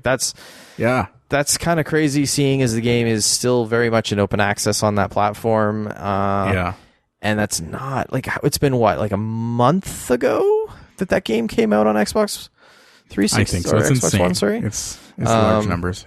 Yeah, which is wild. Apparently, in celebration of this, anybody who owns the game as of January 31st will be gifted 30,000 battle points so that you can buy your own tracksuits and whatever else you buy in that game. I don't actually That will not help you win, but still. No, but you might look super dope while you're running around doing it. So that's... I'm not even going to pretend like I don't spend so much time on my appearance in Division. You probably do, don't you? I totally do. Yeah. Dude, I'm so after a mask right now. It's ridiculous. It's not going to happen, though. See? Like, yeah. It's amazing how, like, little cosmetic things in games just, like, and how people freak out over it. Yeah. I had a friend of mine when we were back playing Diablo 3 when that game first came out, and he spent a surprising amount of time making sure that all of his items were the right color and they all looked... Oh yeah. He'd go and he would dye the various items and, like, highlight areas, and the whole thing was very much trying to make sure that it was super super dope. Nice. So got to get those cosmetics, yo. Hells yeah. Now, we talked about the devs love the Switch, but we did not talk about same story. VR confidence in decline among developers. As far as VR games go. Mm-hmm. Yeah, this is... I'm not surprised by this. I think that VR is amazing. I love my VR headset, and I still think that it's going to be the future. But I think it's in a hard spot. I don't think that it came out too early, but I definitely think that there are some really serious issues that need to be overcome that nobody's managed to kind of overcome yet. Like such as, for example, people getting sick in VR when you're running around.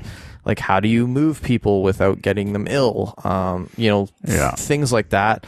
And also the fact that the hardware is just so bloody expensive. Like, it's, even the cheapest one is still $500, in Canada. Like, and I say... And its biggest feature is its biggest detriment. Like, when you're fully immersed, if you have kids, your kids are around. If you have a cat, your cat's running around, needs to go outside. Your dog's got to go pees on the floor. Your wife's screaming at you because the oven's on fire. You are in VR, and the rest of the world's got to stop. That's a challenging. Like, it's easy to, hey, I'm going to play some games, but that's okay because I can still hear. Yep. And if I have to run upstairs to let the cat out, or answer the door to get the Amazon package, or whatever. Mm-hmm. Oh yeah. Or quickly put it on pause to do that conference call at work, or whatever it is. It's a tough thing. It's both good and bad, right? Like, on one hand, it's totally, incredible because you are good. so immersed. Yeah. But on the other hand, that can be bad. Yeah. And they can't make it less immersive. No, that's the whole point. No, not at all. But I like it. If the PSVR dropped, another $200 and it was suddenly a $200 peripheral, that would super help. But also the thing that, and I mean, like, me and Rick have talked about this before, the thing that we want to see is we want to see full games in VR. Like Resident Evil 7 came out in VR, and I think... Scariest game ever made. Especially if you're playing it in VR. Mm-hmm. And that was... And I think both of us were hoping that was going to be sort of a little bit of this is what's maybe going to start happening. And then it kind of seemed like that was more of an outlier. Like, that was a game that came out, seemed like a lot of people really liked it, and it just... We didn't see those other big VR releases. I mean, obviously there was other big fun VR games that came out, but they were sort of the classic VR stuff, a shooting gallery, a sitting and floating around, a kind of a combat sim, a lot of those. And I think that is challenging. One of the things that drives me crazy about VR is that I see a whole bunch of developers running out and make multiplayer VR only games, and I'm just like, what the hell are you doing? Come on. Like, I know. Yeah. Like, why on earth would you do that? Like, it's one thing to have a multiplayer mode, but you're going to make a game that is only multiplayer, for crying out loud. Like, what are you thinking? And then they're complaining like, well, nobody bought our game. And it's like, well, no shit. Like, you made a shitty game. And not only is it maybe shitty, but you made an online only game in VR. Yeah. Like, yeah. If you were to get every single six person, other people who have a headset. Well, that's the thing. If you had all of the 1.5 million people that managed to go out and get one of these headsets across the 3 platforms, all buy your game, then yes, you've got a decent amount of people. But when you got to expect that 30-40% of the people aren't even going to ever hear about your game, suddenly you're talking about a very small number of people around the world that are going to be interested in this, like different time zones and levels and experience. And now we need to get 8 people or 12 buy things people at the same time. Yeah. So I mean, I'm not surprised by that. I think that as VR hardware gets better, as it gets cheaper, I think that will go on. That will help a lot. But like I said, I think that there's still some pretty big hurdles that need to be dealt with in VR. And until those are kind of dealt with, until we've figured out how to move people around in a VR space without getting them sick, without it costing $2,000, it can't go mainstream. Like, as much as I love it, and as much as I tell people, like, oh man, VR's dope, it's super cool, the reality of it is, even for me, is like, how much time do I spend in VR? As a VR advocate with the software and hardware. Totally, and not nearly as much as I would like to, even.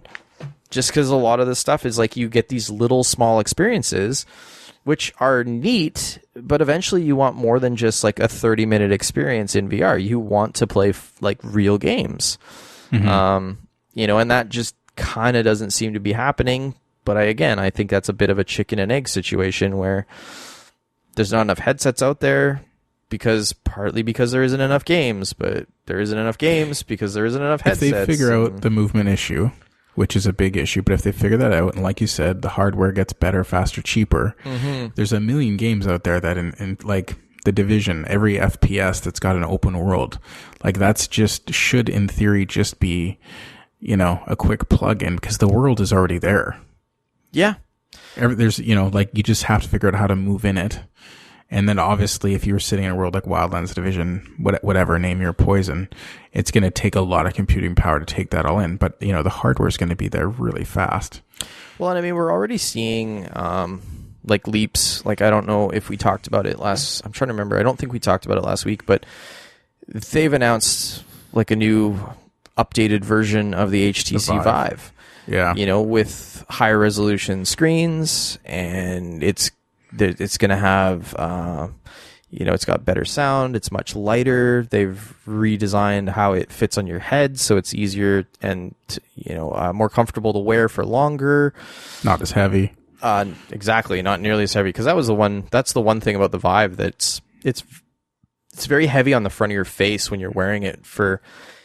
It doesn't take that long. You're like, oh man, this is heavy. And they even managed to get another camera on it too. Yeah, which is, I'm not sure why exactly they have two. Me neither. But more is better, right? Always. I'm thinking that maybe they could do almost like depth with it, because in theory they would be able to do 3D. They're also going to be releasing a wireless attachment, which is actually going to be backwards compatible with the original Vive as well.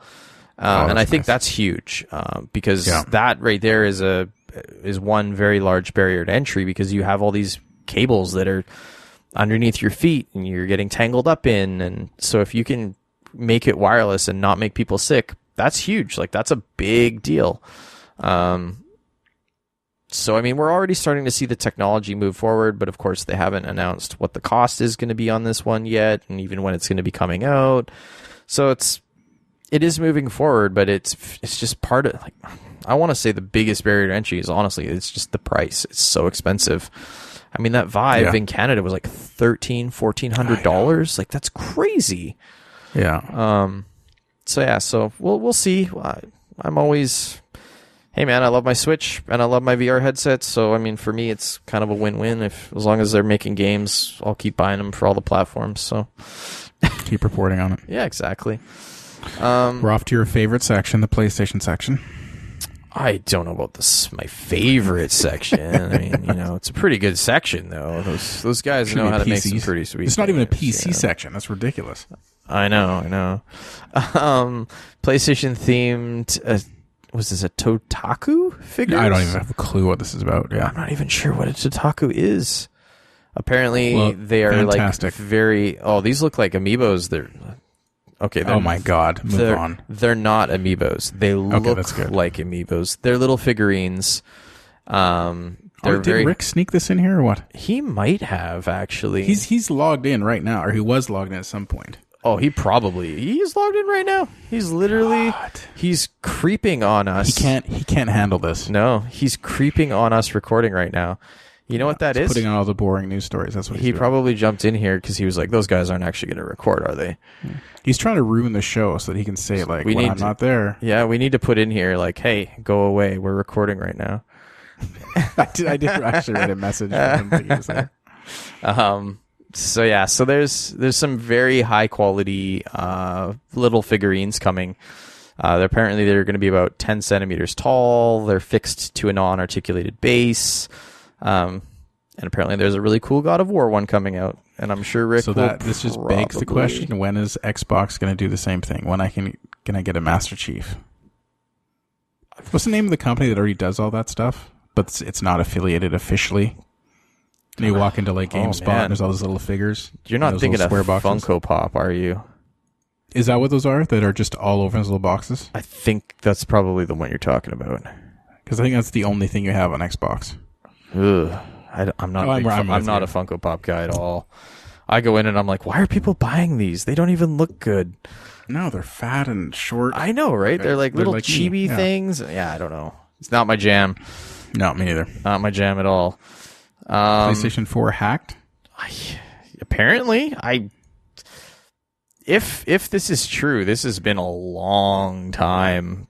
Like, I'm amazed. It's like this is a first for this, but apparently they're saying that earlier this month an exploit happened that allowed for low-level system access on the console. Apparently, though, it's only restricted to consoles operating on system software 4.05, which the newest firmware is like 5.5. So, I mean, this is quite old. That would have been, 4.06 came out in November of 2016. So it's pretty old firmware. But nonetheless, it sounds like they did manage to get this exploit out there. And apparently there's been a ton of people getting Linux support, full root access. And apparently they got a homebrew enabled on there, which is now allowing people to reverse engineer PS2 games for the PS4. Which, awesome. I have a PS3 with a PS2 inside, so that's how I play my PS2 games. But nice. Yeah. So we'll see. We'll see where this goes. I don't really anticipate this being too much of a big thing because, I mean, it's old software. Nobody cares. Such old software, and you can't do anything with a console with software that old. You can't buy anything off you can't even upload your trophies if you have software that's that old. So, and the worldwide market for PS2 games is in decline. Yeah, I feel like you're right on the nose there. I'm fairly confident with that. Statement. They released a new God of War trailer this week, and also a release date. That game's going to be releasing April 20th of this year. That's super exciting. That game looks freaking amazing. I hate exclusives.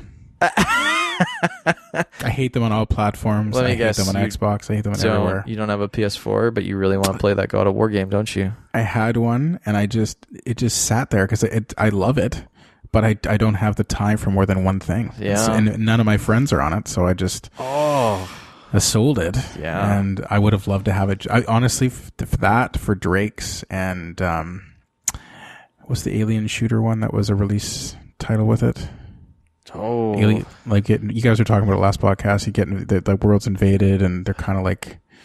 Anyway, whatever. It was an awesome shooter with crazy graphics. And Killzone. So. Killzone. Boom. Thank you. Killzone Shadowfall. Yeah. Love Killzone. Huge fan. Yeah. No, that was actually one of the better ones, though. The one that came out there for the launch of the PS4. Mm-hmm. That was sweet. That was good. I missed that. So, exclusives great for selling consoles. Allegedly horrible for gamers. So for me, as somebody who owns all of the consoles, doesn't matter. Well, one, it doesn't matter, but two, I know that a lot of people are going to really dislike this, but I actually really like exclusives. For the single fact that when a company is making an exclusive game, it's always the best. It always looks the best. It always runs the best because they're not worried about whether or not it's going to run well on an Xbox One or whether or not it's going to run well on a PS4. It's all they care about is getting absolutely every stitch of performance and beauty and everything out of that console, and they can optimize the shit out of it. Which is why I think the Uncharted games look so bloody good. Which is why I like, honestly, like, I think, as you know, and again, like, this is a bit of a moot point, because obviously for myself, I'm a gamer first and foremost. I always buy all of the consoles for this exact reason. But I actually really like, I really like exclusives. So I hear that you like games that are properly tweaked for the consoles, but that's not a reason for an exclusive. The thing is, though, is that you can always... It just happens those two things fit together. Yes and no. Because there's always going to be stuff, like if you're building a game and it has to work on the Xbox One and it has to work on the PS4, there's always going to be things that you're going to have to... There's going to be changes that you're going to have no choice but to make in order to make the game run, on the Xbox One or on the PS4 or whatever. Whereas those are not concessions that you would have to make if it was an exclusive. If you're just doing one. Yeah, totally. And that's the stuff that I like. I look at like the PS3, for example, that thing towards the end of its life, some of those exclusives were insane and they looked insane and they ran really well. Like just the incredible things that were happening, and yet when you looked at near the beginning of that console, it's just like, oh boy, like, is this thing going to really live up to the hype, quote unquote? And I mean, one could argue maybe it didn't, maybe it did. I don't know. I mean, I owned both PS3 and Xbox 360. I pick up the exclusives where they are, but I feel like the games that are developed specifically for a console are, I don't know, I think they're better games. And not all the time. Sometimes multi-platform games are incredible. I mean, look at, my game of the year personally last year was Assassin's Creed Origin. And that was a multi-platform game. Rick. But I still think, like, it sounds like we disagree, but we don't. What I would say is I think you're probably right. In general, I bet if we looked into it, I bet you are right. I would just say, I think everyone, I know Xbox is pushing it really hard right now because they're in last place, but their dev kit is amazing.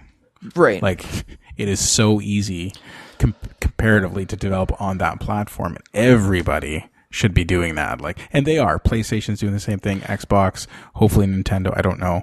But if they could do everything they could to get to the point where a third-party developer is going to do multiple platforms, can make an amazing game, that would be, as just a fan of games. Oh, for sure. That would be great. Absolutely. And I mean, and I think we are there. I think the move in this generation, the move to x86, which is more or less a glorified PC, I think that helps that along a lot. Everybody's on AMD graphics. Yeah, everybody's more or less got the same graphics card. Everybody's more or less got the same... the processor architecture works the same way, which is huge, because then you can co-develop alongside PC, or actually most of them, what they're doing now is they're developing for PC and then optimizing for the consoles, because the architecture is all the same. But I also think part of it as well is when you're making an exclusive, I think there's as a developer, as a first party developer, there's always that little bit that you kind of want to make everybody proud, like you want to put that extra oomph in your game. And I'm not saying that third party developers don't, because I think they clearly do, but I don't know how to explain it. And I've said it on the show before, when Sega stopped developing exclusives for their console, their games, for lack of a better term, went to shit. Well, this is, so I agree with you again, but I think, like, that's a huge mistake. if Xbox were to go ahead and shut down Microsoft Studios and think that they'd be fine, which is almost what they did, like, in the last few years, you're done. Right. I just think, myself, Microsoft Studios should be absolutely beyond resourced. There should be a Halo Xbox team. There should be a Halo, whatever the best way of organizing a Halo PlayStation team. But they should absolutely want to make it should be the best looking FPS on Xbox. But at the same time, they should be aiming for the same on PlayStation and have a huge chip on their shoulder because they're Microsoft Studios. Right. You know what I mean? Now I realize what I just said is a massive endeavor, but the dark side of that is, and it's certainly not just Xbox, but the stories of the Xbox exclusives that died. Oh yeah. And not only did they die, and I don't have all the reasons, but guaranteed there is a pass of exclusives on all platforms that died. And part of the problem was the numbers didn't work out. If you're only on one platform, there's a brick wall that's pretty close. Oh, for sure. Especially like in the situation that they're in right now, they're the underdog this generation, right? Like there's roughly half as many Xbox Ones as PS4s out there, which that's a pretty huge difference. Huge. Yeah. You know, when you're developing exclusives, you know, and I mean, ultimately, at the end of the day, I'm a massive fan of first party. Yeah. Like, don't get me wrong there. I'm a huge fan of first party. I just think that Halo and Gears, not only should they be on PlayStation, but if you and I want to play Division together, you already own it. So do I. That should work. Now, don't get me wrong, PC mouse, that should not work for obvious reasons. Although I think in non-competitive leagues, like if you and I are getting together and we're gonna just do PvE, should be no problem at all. Well, and that's what they did with Gears of War 4, right? Yes. Between that was awesome. Between PC players and Xbox One players, you could totally play together so long as it wasn't competitive multiplayer, which was cool. So then you could do horde mode, you could play the campaign together, all that kind of stuff, which is really like that stuff is great. And I agree with that 100%. I would love to be able to play games across platforms with other friends of mine playing the same game. Unfortunately, if I was Sony, I probably wouldn't change what I'm doing. No, why would you? That's change? And that's ultimately the thing, right? Of course, Microsoft is touting that right now because they're the underdog. They would love to have more players for other people to play against. I mean, the big thing is that if you get rid of exclusives, then ultimately the question is like, why on earth is there more than one console then? Well, yeah, but honestly, that is where the innovation comes from. Right now, they're leaning on games. Right. And they need good games. They need to fund their first party games. But the answer to your question is the Switch. Yeah. And that's R&D right there, right? Like they should absolutely be putting more into better hardware, different hardware, something. But like right now, nobody has to innovate because they're just leaning on games and like these backdoor deals where, hey, here's a couple $1 million, just keep it on, only our console or 6 months or a year, or whatever it is, right? Like PlayerUnknown Battlegrounds, that is stupid. Should be on all platforms and we should be playing each other right now. I mean, they're doing great. Yeah, they're killing good for them, but that was a dirty deal, Yeah. And it would run fine on PlayStation and PlayStation Pro.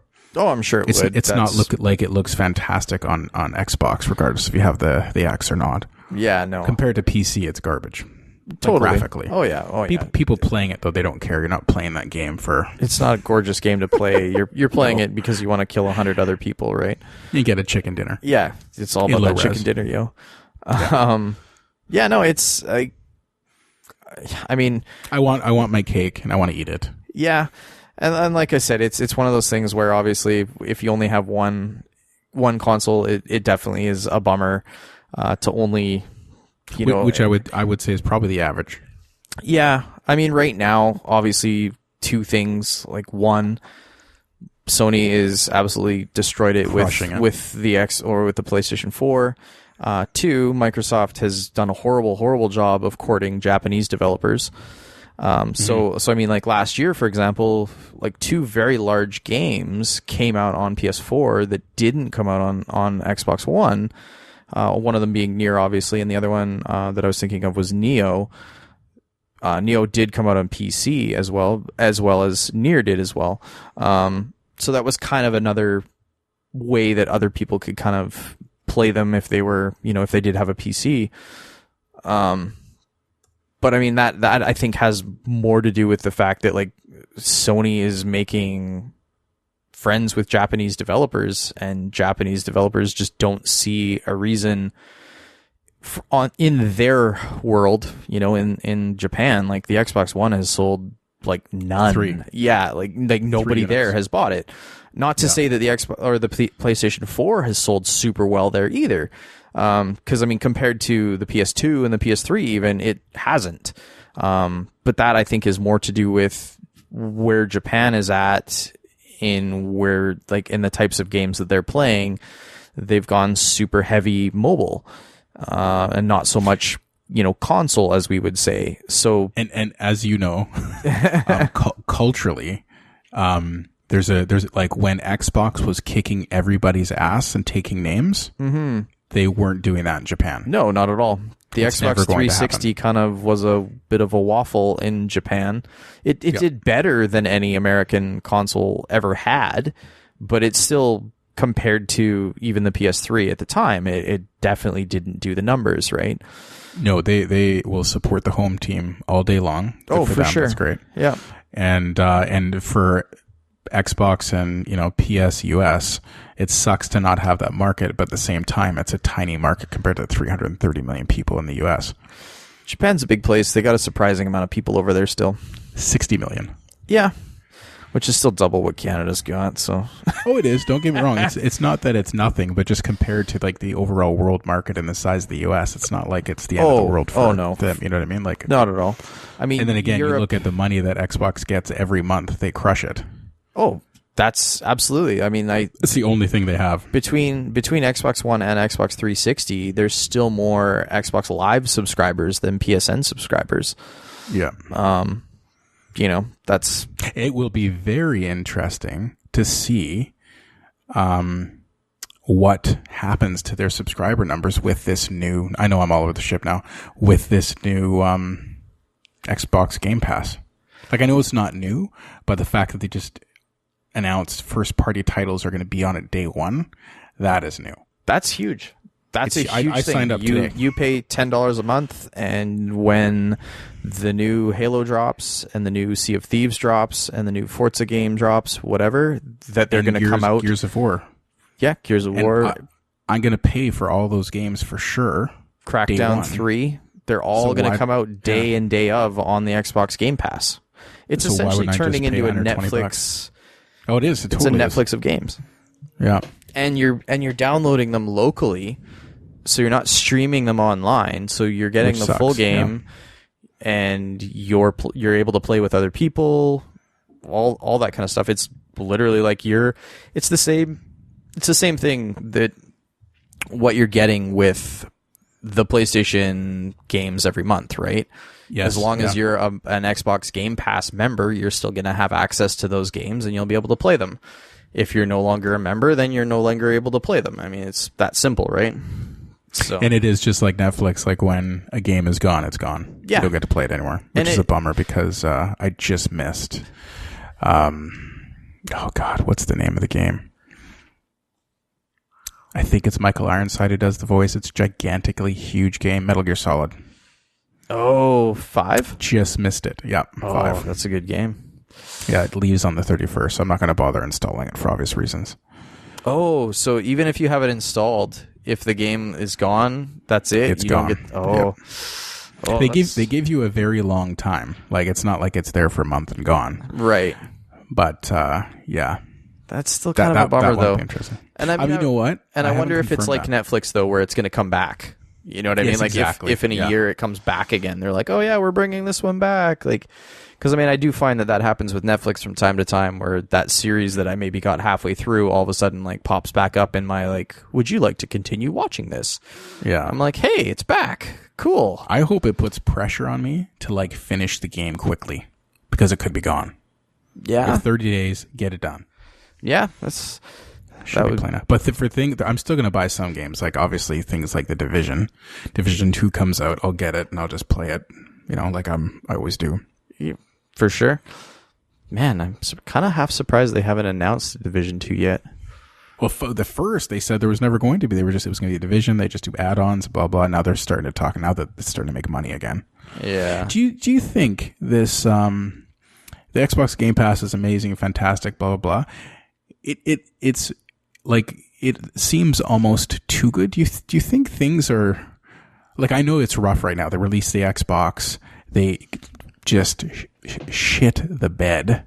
Freaking Crackdown, like they've got, what's his name, Terry up there, Terry Crews. This big thing, Crackdown 3, it's been delayed 45 years, and then like right after that, the big open, well, it's actually 2019 or 2018, we hope. Anthem, like they've got teams from Austin and teams from Montreal working on it like crazy, and it sounds good, like, oh hey, they're putting all these resources. They're talking about early 2019 for Anthem, which was, that's all anybody we were all over instant messaging as soon as Anthem came out. Super pumped. That's what we're going to play. We'll play it for a year. 2019. And the reason they're having a hard time with Anthem is because every time BioWare gets into another kerfuffle with their fans over loot boxes or microtransactions or whatever it is, they have to go back into Anthem and fix something that they can't do anymore. I mean, so the news on Anthem's pretty bad, actually. I think when it comes to a lot of this stuff, I mean, you've got your number one studio in Edmonton working on this game. Austin's helping out. Montreal's helping out. They're all trying to get this game sorted. In all honesty, so good.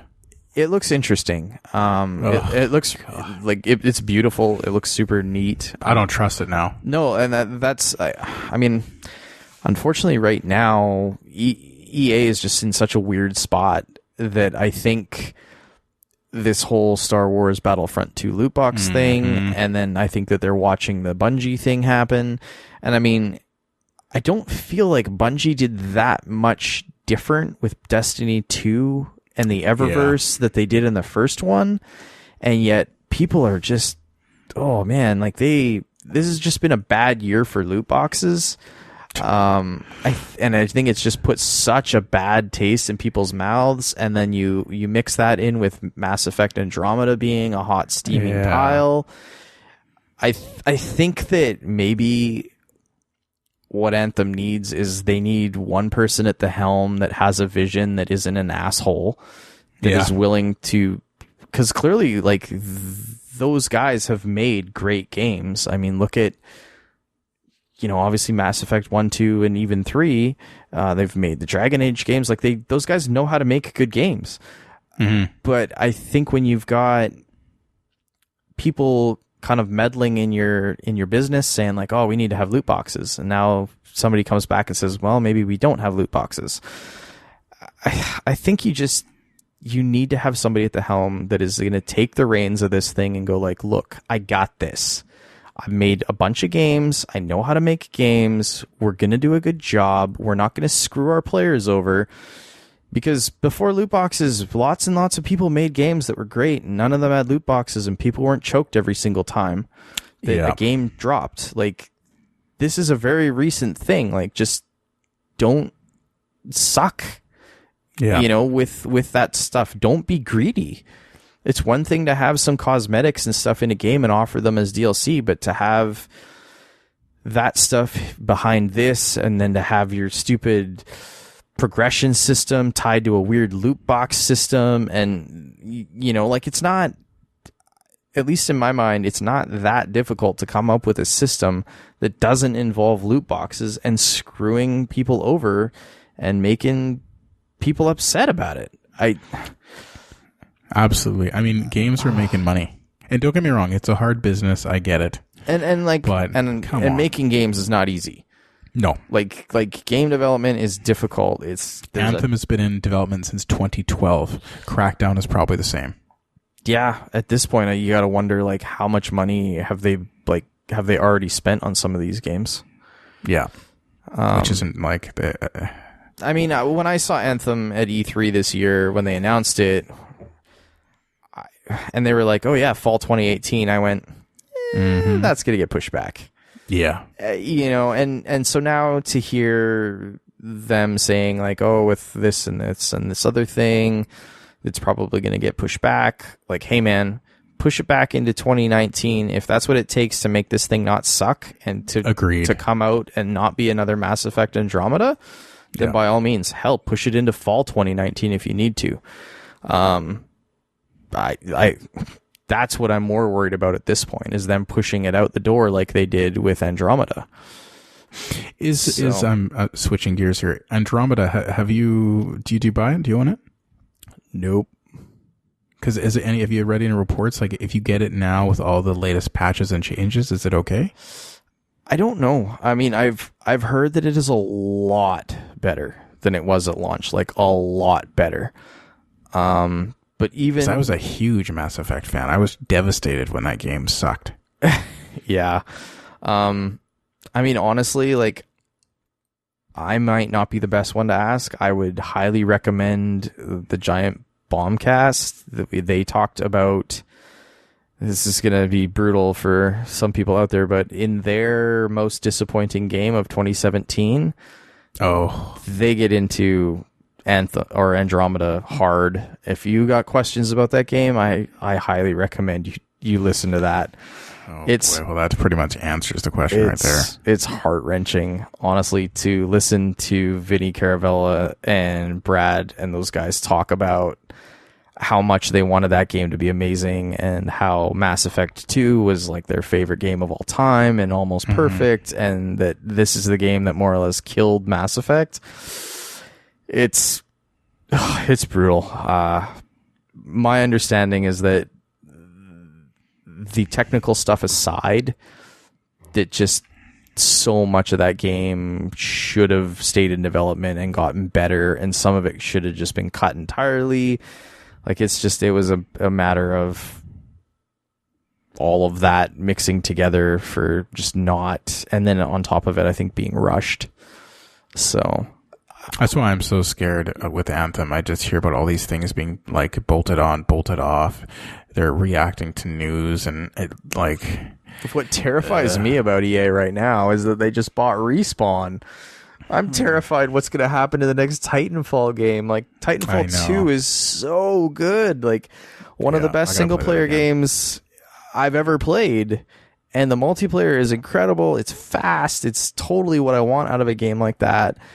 And now they're completely and fully owned by EA. And, like, EA just is fumbling the ball so bad with all of their games right now. It just makes me terrified to see like what is going to happen with friggin' Titanfall 3. Like, yeah. Well, I mean, or with the Star Wars game that Respawn was working on. Yeah. Like, who knows? Time will tell.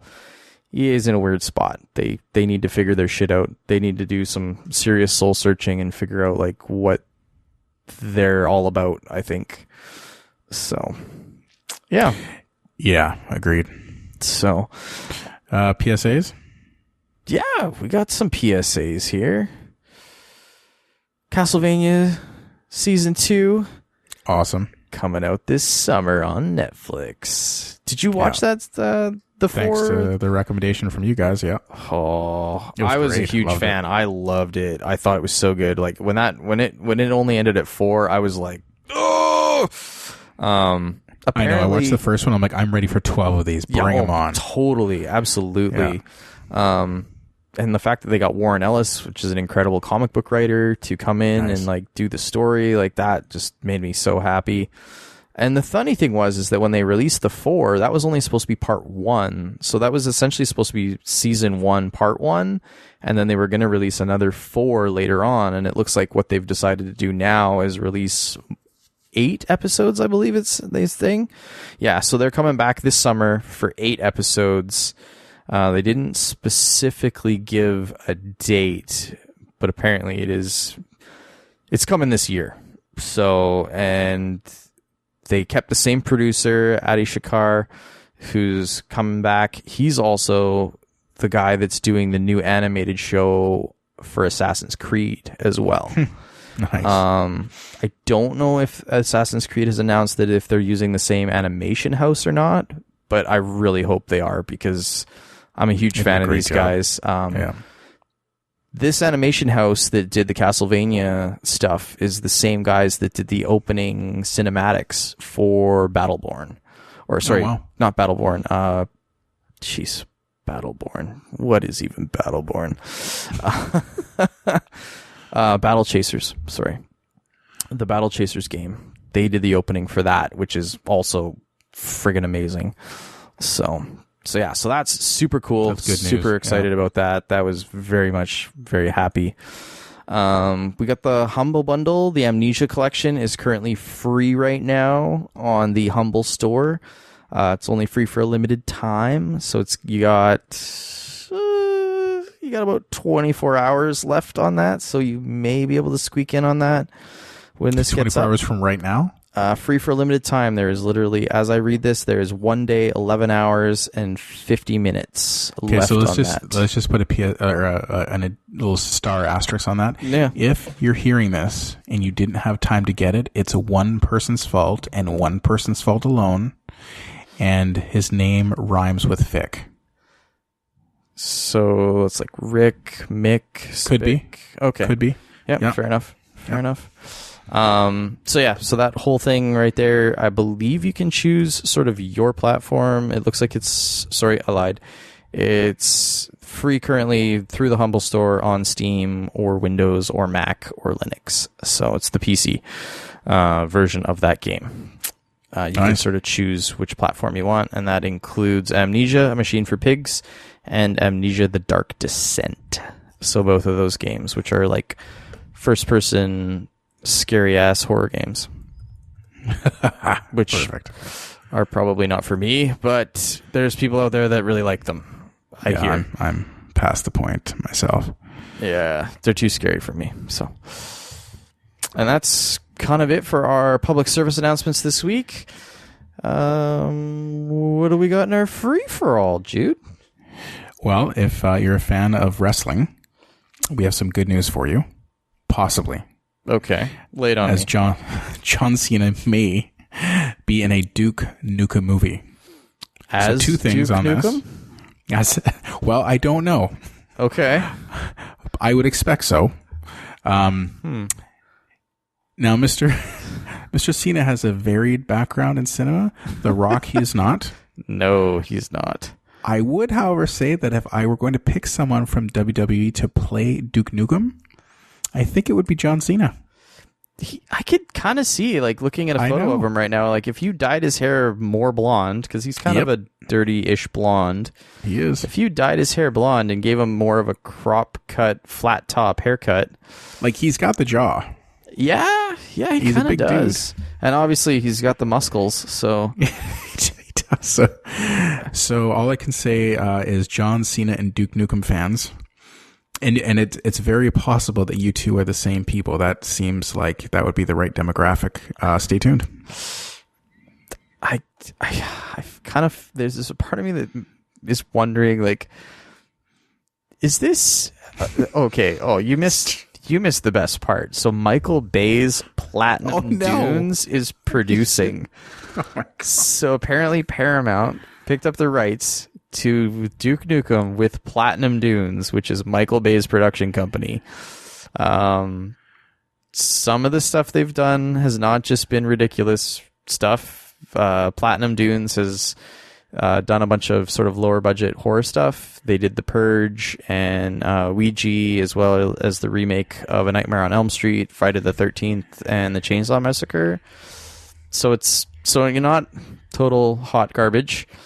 Although I'm sure some people would argue with me on that. Well, after what he did to Transformers. Yeah. Apparently the voice actor for Duke Nukem, John St. John, was not too thrilled about this. And I quote, "Don't let Hollywood and Michael Bay kill my character," he said on Facebook. Video game movies that are not CG are generally not very good, and R-rated CG would be the best way to maintain the King's character. I've been Duke since '95, and I would like it to stay that way. Please share and tweet this with me. We won't let this happen. Yeah. You know, the other person I could kind of half see being like Duke Nukem would actually be like an old, salty Arnold Schwarzenegger. Yeah, you know, have him be Duke Nukem, but like way in the future. You know, he's kind of old. He's sort of not nearly in his heyday anymore. He's kind of sick of this shit, kind of like Duke Nukem is, but just an extra 10 or 15 years on top of that. Yeah. And then just kind of like his character from End of Days. How about Dolph Lundgren? Oh, Dolph would be actually awesome. I really like Dolph Lundgren, but a lot of people don't. Oh, I love Dolph. He's freaking awesome. He's great. So, I don't know. I'm not sure if we need a movie like this anymore. That's kind of the thing. Like, there's a part of me that Duke Nukem is like, there was a time when I was an adolescent and it was ridiculous and kind of awesome in a weird way. But I sort of feel like at this point in my life, like, do we really need a Duke Nukem movie or even another Duke Nukem game? Like, well, let's not stomp on John Cena's dream as starring Duke Nukem. And I want everyone to take a moment and look at the name, Duke Nukem. That's his name. You're so used to hearing it that you're not actually reading the word. We're talking about a guy named Duke Nukem. Yeah, so we'll wait for that. Yeah. Okay, I had to put this next one in quick because the two guys that I play Division with, Vish and Max. Yeah. So Vish lives in the States. He's Okay. a good guy though. Don't worry. He was so upset with the prequels in Star Wars that he just stopped. He was like, I'm done. Okay. The Force Awakens comes out. He doesn't watch it. Okay. But then he went and watched... No, he's never, after he just stopped, he still hasn't seen anything. Okay. All the stuff about Force Awakens comes out. Everyone hears how great it is. It's amazing. Even the criticism still says, yeah, it's a copy of this. It's an homage, blah, blah, blah. It's still a freaking fun movie. Right. He still doesn't see it. Then this next one comes out, which I've seen. You've seen, Rick's seen, right? We've all seen it. Yeah.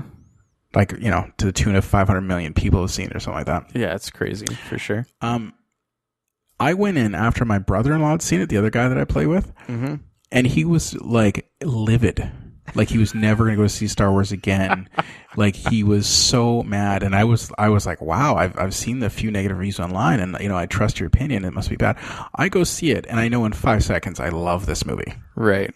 Loved the whole thing, had no issues. Some people hated what's-his-face, Del Toro's character.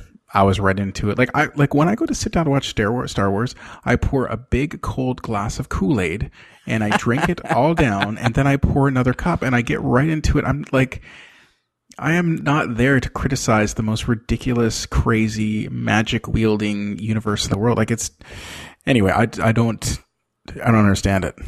I unfortunately am in a similar boat as you, actually. Like,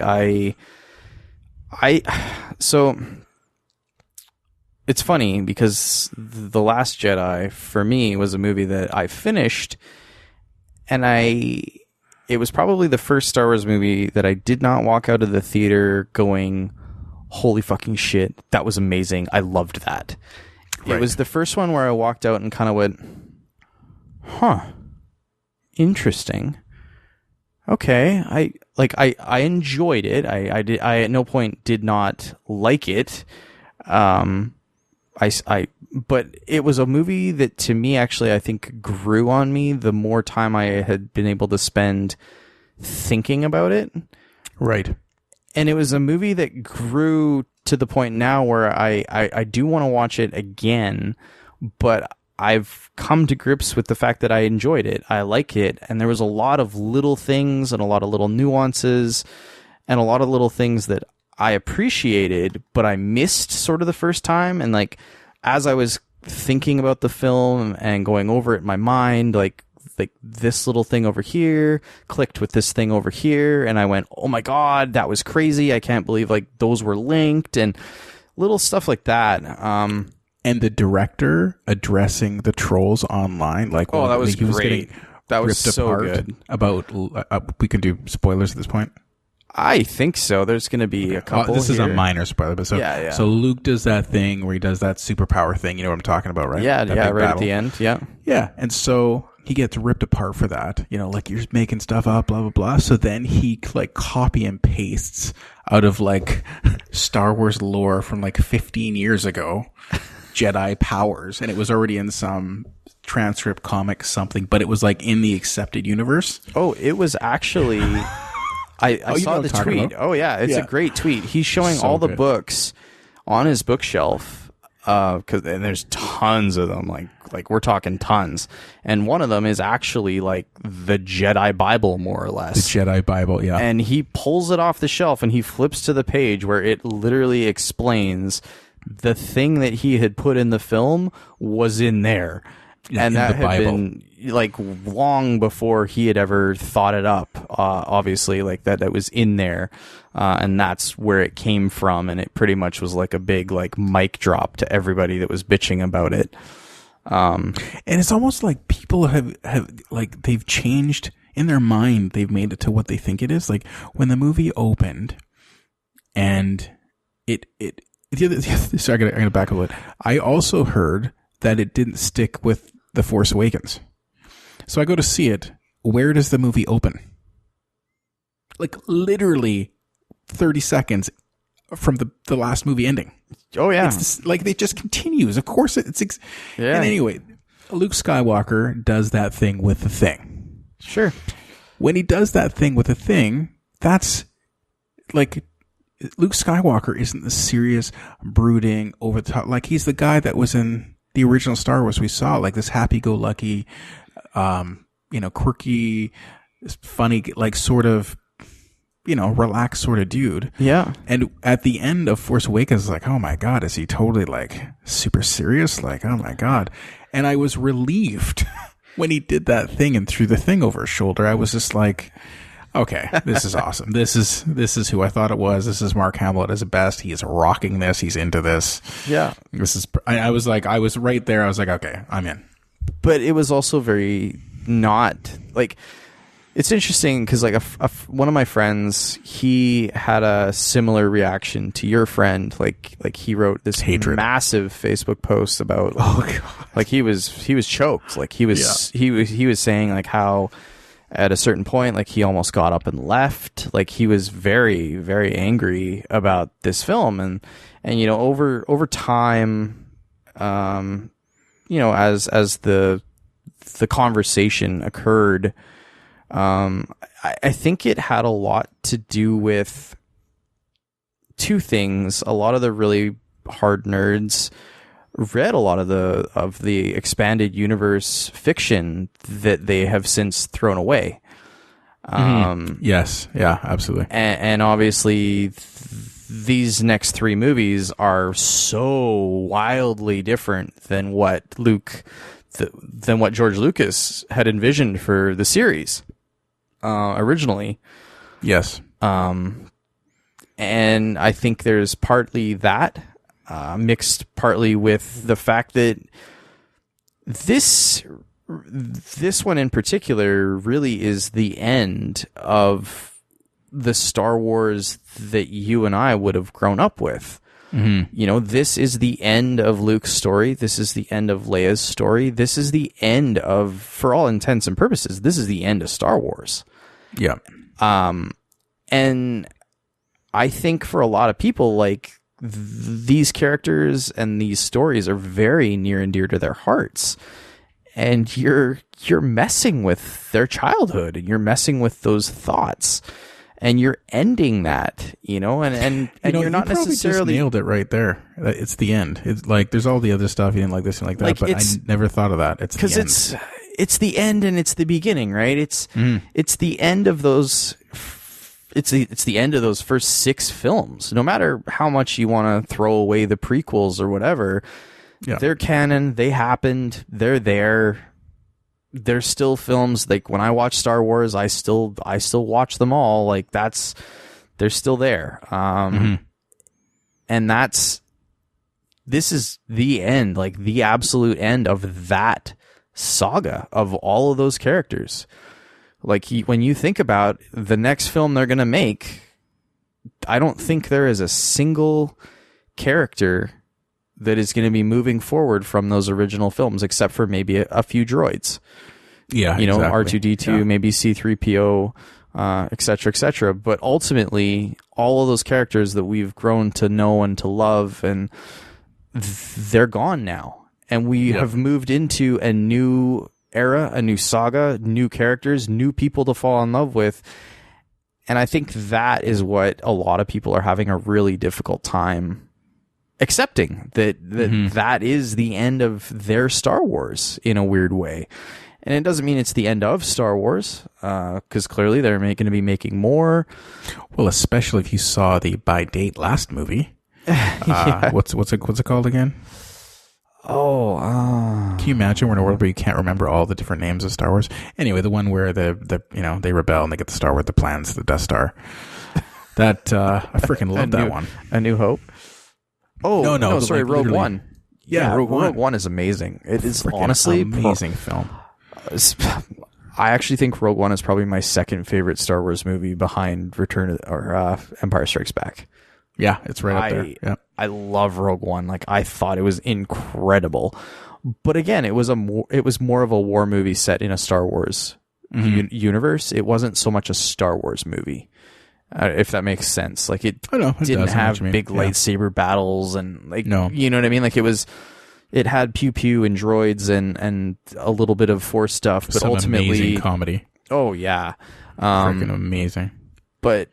But an incredible film. But no, I think that is honestly what a lot of people have a really hard time with the newer ones. Because like, you know, I think it's a weird way of it's their childhood. It's like when Coke changed the flavor in the 80s, right? Like, what is their new slogan right now? Taste of feeling. Well, when you change the flavor, you change those feelings. That feeling that those people had when they drank an ice cold Coke didn't quite feel right. And after you change the flavor, so you're literally messing with people's memories. You're and when messing you take with the their cocaine childhoods. out of it too, that also affects it. Oh, they did that in the 20s though. I know. Now if they put it back, we can only dream. That'd be a good thing. But yeah, I don't know. I mean, like I said, it was definitely the first Star Wars movie that I think I had sort of mixed feelings about. Not that I didn't like it or I mean, if you listen to the podcast, which I know you do, like you probably sort of heard some of my concerns with the podcast, or with the movie, sorry, about just some of the stuff, like, and I understand why some of those things are there. Like one of my complaints was I thought, sort of the lightsaber battles were kind of weak. I would agree. Yeah. But I also understand that you're talking about people that they're not really trained in the Force. They're not really trained in lightsaber battles, especially when you compare them to Anakin and Obi-Wan in the prequels. At that point, Anakin and Obi-Wan had been trained for 20 years to be Force users and lightsaber duelists. So of course they're flying around like fucking space ninjas. I know. Yeah, whereas, crazy. That was definitely not the abilities and the capabilities that we're seeing out of, these young Jedi. My favorite lightsaber battle, that I can currently remember anyway, I think it was Revenge of the Sith. Yeah. Which I know is very controversial because that's in the prequels, but yeah. That was a pretty solid, and I mean, honestly, that other battle where Yoda pulls out, that you get to see him just freaking go for it when he's limping the whole time. When he walks in with his cane and then he like pulls out this little tiny stubby green lightsaber, and you're like, fuck off! I get come the on. Oh. And then and then that just turns into this wicked battle. Like, yeah, that was so epic. It was epic. For all the stuff that a lot of people hate about the prequels. I can honestly say, without the prequels, I don't think I would have been able to get my wife into Star Wars. And I know that sounds crazy, but I like the backstory. I like learning about the Senate, and like I can rip stuff apart too. But I'm right with you. Like, there was a lot of stuff that I found useful to understand the universe. Totally. Do I still kind of hate the Phantom Menace? Do I still think it's probably the worst Star Wars movie?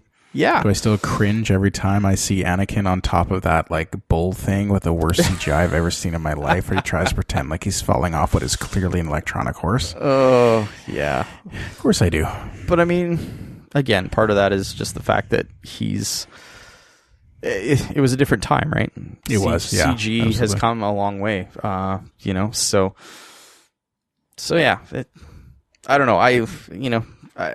at the end of the day, I enjoyed the new one. I look forward to seeing it again. Yeah, I'm going to see it again. I was with a really good crowd. People were clapping. People were cheering. At the end, everyone cheered. I got a half standing ovation. Like, part of it was with the people I was with. Oh, for sure. And yeah, we were right into it. It was good. That's but awesome. I need to see it again too, because we had a weird situation where we had a babysitter, but then Laura actually had to go home, so she missed the first half an hour, and then I was kind of distracted. And yeah. But okay, Gloomhaven. Have you heard of this? I haven't actually. Okay, so I heard of it. I heard about this on another podcast just this morning. It's a board game. Mm-hmm. It's $180. It was a Kickstarter. They raised $300, sold out of this thing in 2 seconds. They said it's Icewind Dale, except for it's the board game version. There's 100 different scenarios. It's 2 to 4 players, ideally 2. Huh. It's cooperative. And so it's kind of like a D&D. Honestly, like Dungeons it's D&D. and Dragons kind of an idea, and it's $180. So there's like huge, like you get first you have to pick a character. It takes half an hour to set up at minimum. Got to build. Oh man, these, this kind of reminds me like the time I tried to play that Doom board game they released like 10 years ago or more. Probably. Yeah, exactly. Yeah. But anyway, I looked at some pictures and I was listening to the guy talk about it, but he basically tells the story of getting this game, playing it, and then getting phone calls from people like, hey, can I come over tonight? I was just wondering if we could play again. And, oh, wow. And the guy having to apologize because someone else had already called and they were coming over to play and he didn't have, like, maybe you could come over tomorrow. And it was like, it's getting really difficult for him to manage all these people. Anyway, the $300,000 Kickstarter sold out in 2 seconds. They did 3 million. Then they're on Facebook like, don't worry, we totally overproduced. We have way too many of these. Then he comes on like a week after they did their run. He's like, so yeah, they're all accounted for. Firstly, we'd like to apologize. Secondly, we are trying to do a bigger run, but we have to find funding. We are going to banks. We're not going to do a Kickstarter again. Wow. It's just huge. I mean, which board game maker is going to say, yeah, sure, $180 retail game. That's a good idea. Like, no way, right? Board games are kind of blowing up right now. Like, it's crazy to me that, I mean, I've never been super into board games. Oh my God, buddy. Get into it. Yeah, there's like, it's funny. Like, I have fun with some of the ones that I've played. Like, obviously one of the classics being like Settlers of Catan. Me and some friends kind of get into, that's fun. Yeah, no, it's a good one.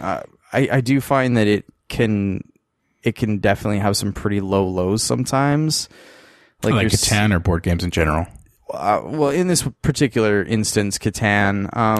Catan, if you have a bad board setup, it's totally. horrific. Or you end up in like just some bad luck where you're on a run where you're not getting anything and you're just sitting there and you're every single time, or you're not getting anything, or you're just nothing. Like, just everybody's like, oh yeah, sweet, got some wood and some stone, like and you're just sitting there like, well. I guess I got fuck all. This is great. Okay, well, wake me up when when I get something. That does suck when it does happen. Yeah.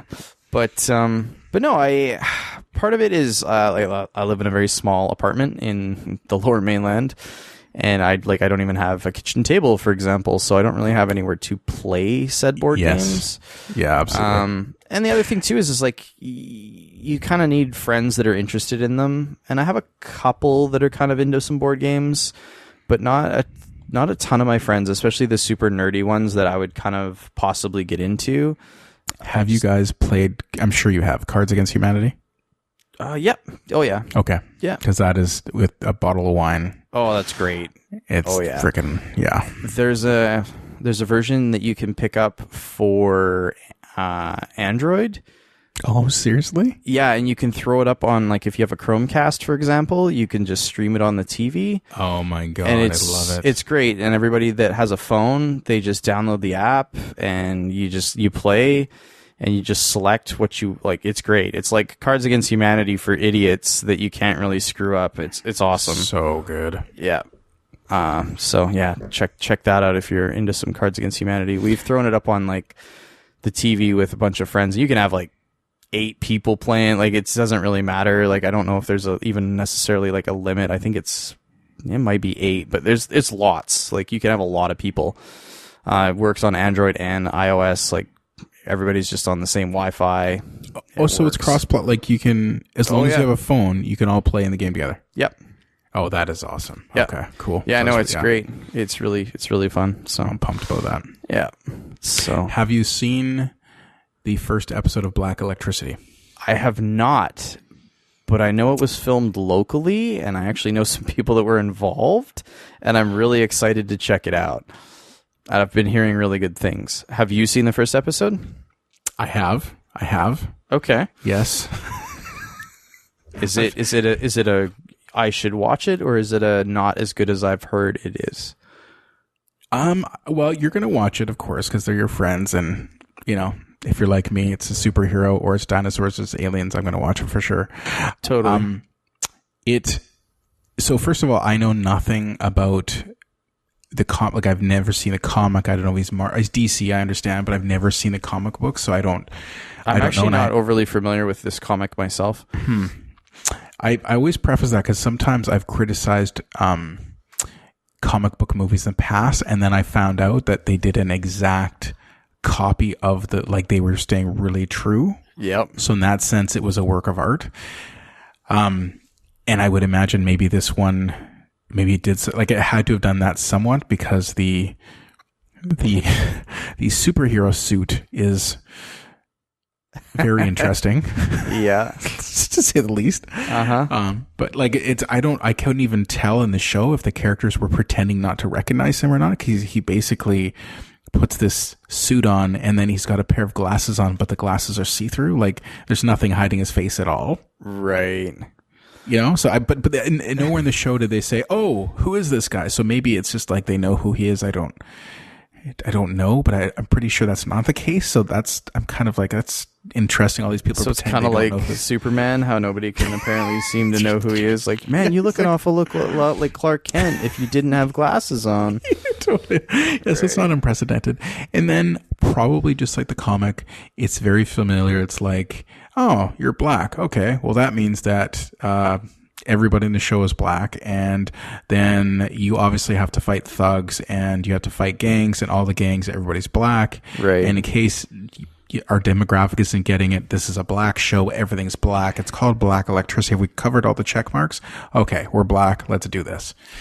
I just don't know why I don't know. I guess it's a state of things. Like it's the same thing. Like 99% of superheroes are white men, right? You know, things are getting better, but yeah, I feel like even in those shows, I think they can do like some pretty cool stuff. Like, I mean, I loved Luke Cage. I love Luke Cage. That's what I was gonna say. I love Luke Cage, like, and it's a mix. Yeah, it's everything. It's so good. I love Luke Cage. I feel like I haven't watched obviously Black Electricity yet. I've been actually really curious to watch it, just because, like I said, I know a tiny bit about the character, and I feel like people did know who he was, and that's part of what sort of makes all of this down the road sort of interesting. Mm-hmm. Because my understanding of the character is that he's more or less, he was a superhero that he retires. Because his wife's like, I'm not doing this anymore. Yeah, and then he kind of gets forced out of retirement. Mm-hmm. So it's kind of like people do know who he is because he was fucking Black Electricity. You know what I mean? Yeah. Like it would be kind of like Iron Man retiring. Everybody knows who Iron Man is. Yes. But then down the road, he's got to come back and he's fucking Iron Man. Mm-hmm. My understanding is that this is a little bit similar to that, where like that character was a superhero, he retires, and then due to extenuating circumstances has to kind of come out of retirement, which of course has a whole new set of issues on its own because he's got a family and he's got, you know, all that kind of stuff, right? So I was going to say it was neat to see a superhero dealing with a family. He's got a wife. Right. So he's got an ex-wife that he wants back. Right. He's got 2 daughters that he loves to death and who know everything. Like they know who he is. He's a principal he's got a job. Right. He's not rich. He's not poor. He's an average dude who just happens to have a normal guy. And he wants to be a normal guy, but he also lives in this neighborhood that's under fire from local thugs, right? So it's sort of a classic story, but at the same time, he's not a millionaire. His superpower isn't being rich. Also, he does get injured pretty badly, like in a fight with a few people. Like, right. He's not, I don't know his full set of powers, but clearly there's something to do with electricity. Yeah. He is not indestructible. Mm-hmm. He wears a suit. Now, I'm sure you heard of this is ridiculous. You know the movie The Warriors? Yep. Okay, so James Remar from The Warriors is in this show. Oh, interesting. And okay. The Warriors played a very important part of my life early on. And so because of James Remar, I will watch every single episode, and I'm thrilled that he was in it. And he's the guy that makes the suits for Black Electricity. Oh, cool. Okay. And he does a great job of it. And he's like, he's very much like a father figure in the show. Right. He's basically... what's Batman have? What's the name? Alfred. He's Alfred to Black Electricity. Yeah. So, I mean, like, that's one thing that I've always thought was interesting when you take on the superhero genre, and you have, like, I think, I don't know if you watched Heroes back in the day. A little bit. Yeah, definitely. So it's like people have powers, but just because people have powers doesn't mean they're indestructible. Mm-hmm. Or they don't have problems. Yeah, like one of the things that I've always thought was really interesting is like, so you can fly, but just because you can fly, why does that mean that, like, if you were to crash, you wouldn't break every bone in your body? Mm-hmm. You know what I mean? Like it's one thing to be able to fly, but why does it also mean that you can fly through a wall and it not really, you kind of stand up and shrug and go, oh, that really kind of was awkward, but I'm going to fly some more. You know what I mean? Like, and that was one of the things like that I thought was really neat that they did in Heroes, where like there was a character, he could fly, but he was so far from being indestructible. It's not like he could just stand inside a building and fly out through the roof. Because if he did that, he would fucking hurt himself. Like he would break bones. Like it would be a problem. Just like you or I trying to like run through a wall. Or like, one of the characters on that show, like he can run really fast, but it doesn't mean that he is in any other way immune to hurting himself. Like if he trips and falls when he's running at 30 miles an hour, he's going to have the same types of injuries that you and I would.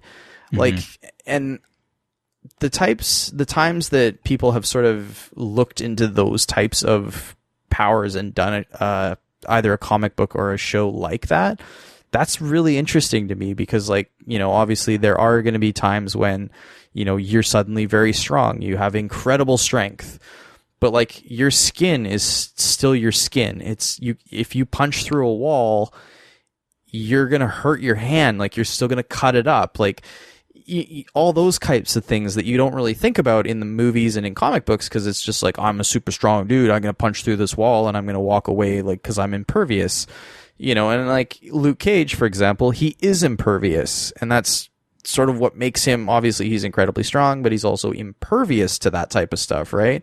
Yeah.